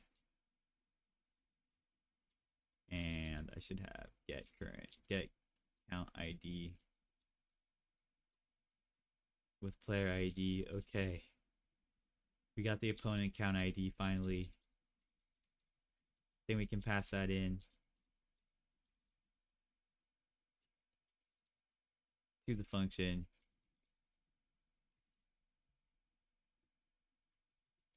This is supposed to be target unit dot ID. Get the target unit from the database. Okay.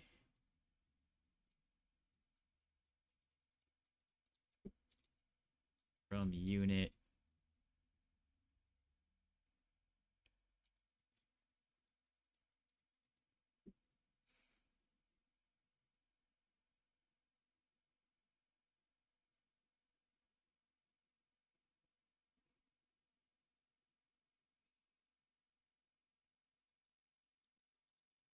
All right, let's just test all this out.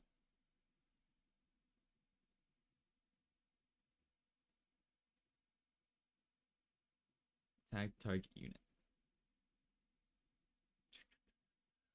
All right, restarting everything, turning that off.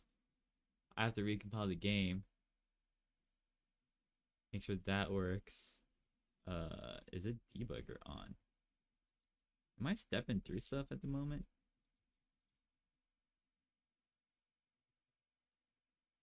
Or is the game just frozen? Can I end it? Seems like the game's frozen. Let me turn off the debugger. That might help. Okay, it did help. Turn it off.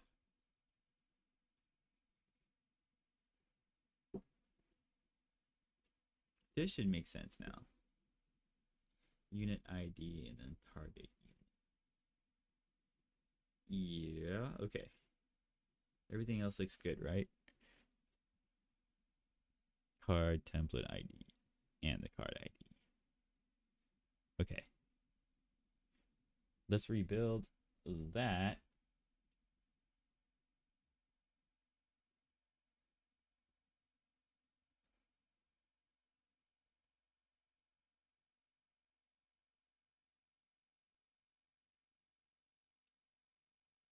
Rebuilding the client.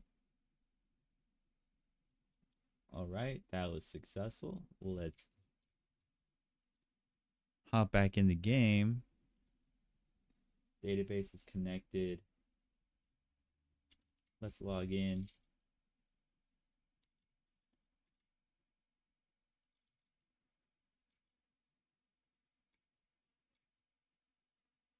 Join a game. Start. Bam. Play that. End my turn. Let's move up. Let's fireball her. Anything. Let's check the unit table. Did it get decremented? It did not. What are the errors? Target unit is out of range. Count unit ID does not belong to unit ID 128. account ID 1.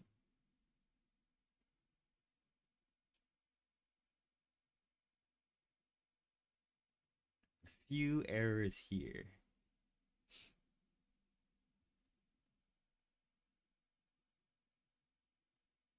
I gotta put a breakpoint here.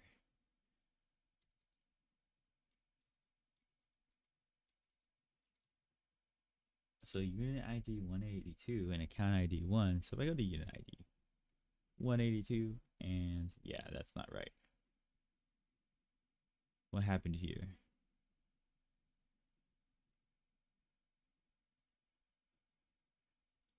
Get unit.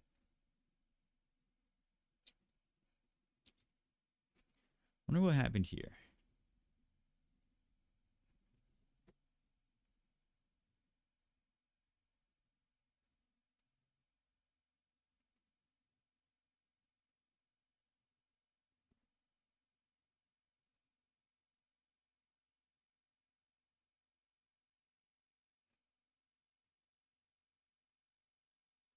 Opponent account ID. Oh crap, this is wrong.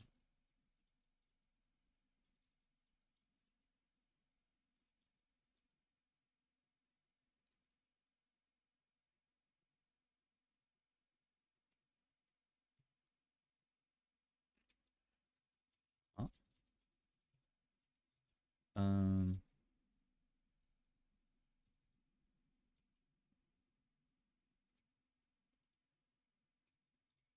Player?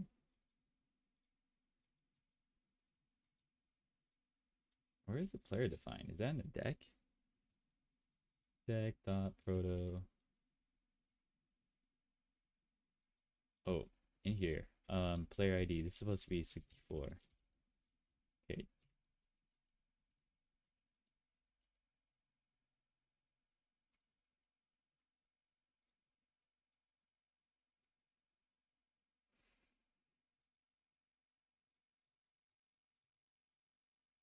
So that fixes that. And I have to put a breakpoint here to make sure that's correct. And then that might have broken a bunch of stuff on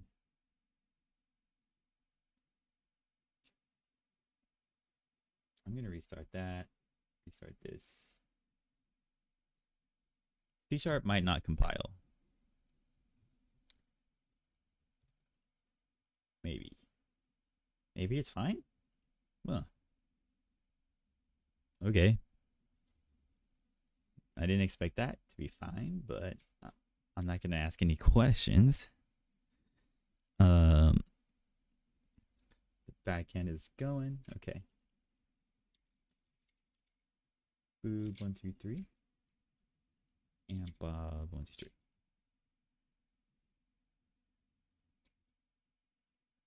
Bam bam. It's ready. Let's move up. Send my turn. Shoot that fireball. And this time. That's 0. That's not set up. Dang it. Okay. That means the client code isn't setting the player ID. Okay, let's make sure that's getting set up. That's gonna happen in the spawn manager, I'm guessing. And well, actually, no, wait. This might be in the back end. Yeah, this is a back end issue. This is a room server. Create game. When we create the units, we do not add the player ID onto the unit. We should be able to do that fairly easily. If I go to in this query, or actually, shoot, we don't have the player ID until unless we're outside. Wait.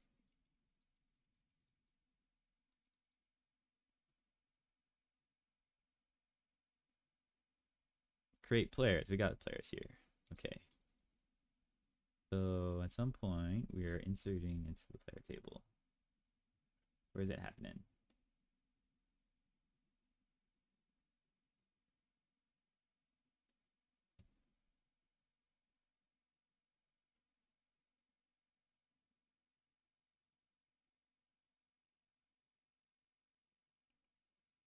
Dang it. Okay.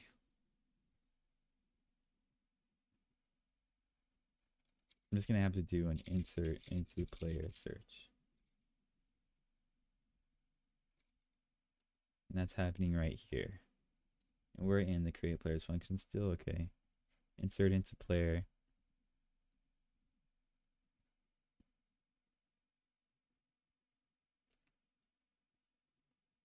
And we're getting the player ID back. That's good.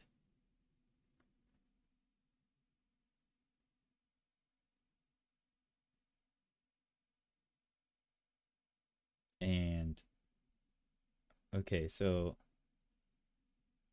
when we get this unit proto list back, update unit proto list with the player ID.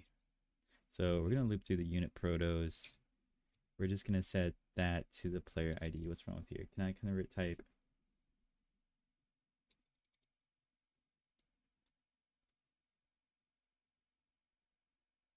Player ID is not coming in, right? Player ID is in N64. Player ID should be not being in 60. Not being in 32. Okay. I think that fixes it.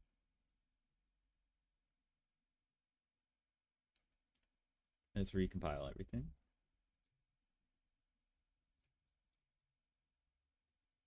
Okay, no issues there. Looking good. I'm going to rerun the game.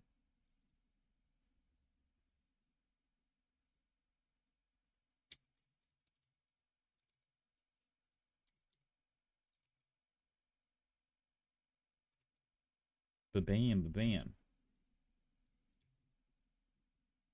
Let's move up and let's end my turn.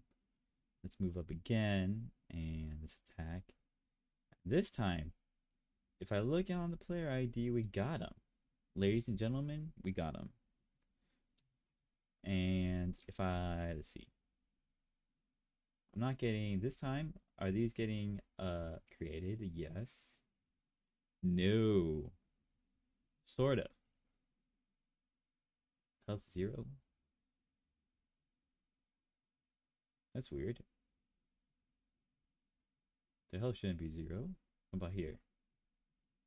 Oh, that's unit ID. And this one?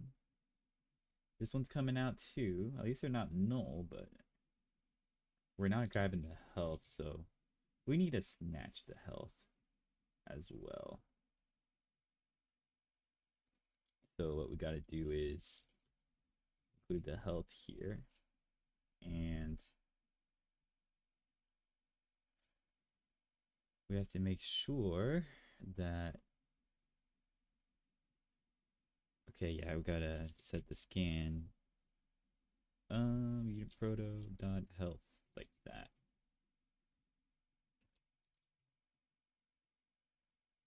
I gotta like split this up. Can I like go to the next line? Nope. If I do something like this, it helps a little bit. Okay. I'll just expand that. Here's the line.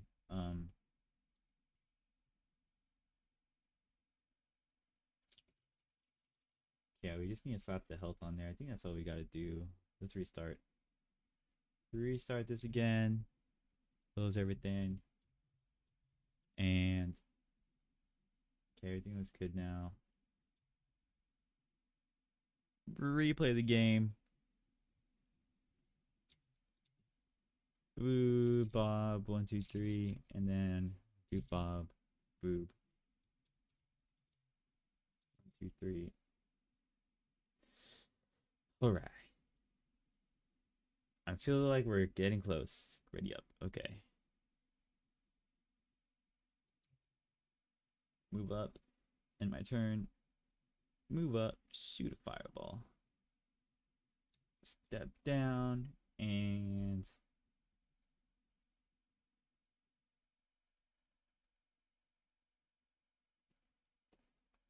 health is still 0. That's not a good sign. Did we get an error? What's the error? Error crane. Oh, okay. We just got something. I did the health. We have the unit proto.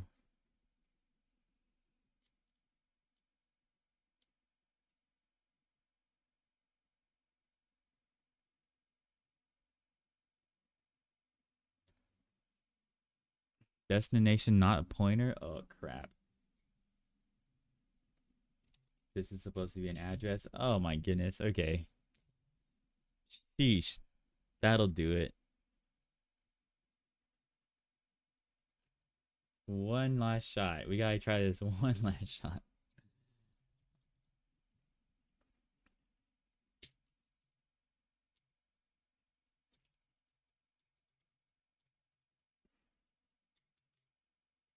We're giving this one last shot. Get everything you ever wanted. You had one shot to get everything you ever wanted.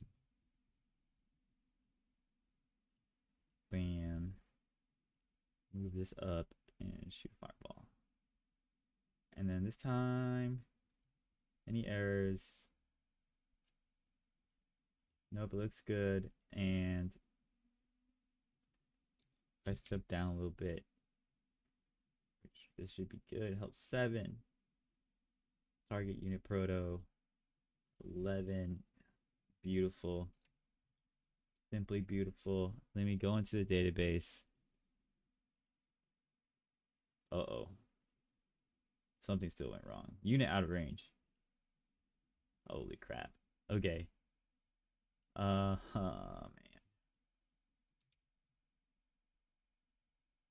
A lot of things got fixed, but not everything. We got here. Okay, well, I'm gonna leave it at that. We got a lot done. We got a lot done. I zoned in for a good amount there.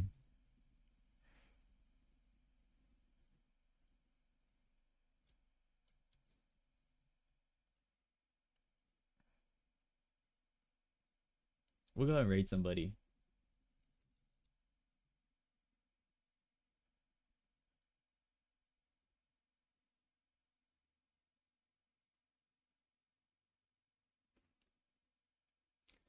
Let's raid somebody.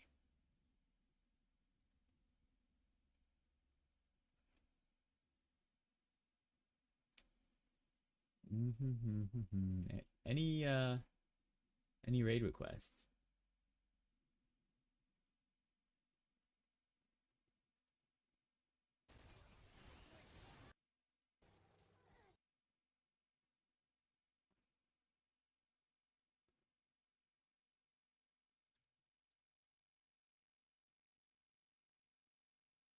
Let's let me see. Let's raid Cute Doll. Raid Cute Doll. All right, thanks for coming to the stream, guys. We got a lot done. We got the bot working set up. We got so much done. It's crazy. Yeah. I'll see you guys next time. Cheers, my friends. Oh my gosh, my camera's bugging out at the same time. Let's just raid.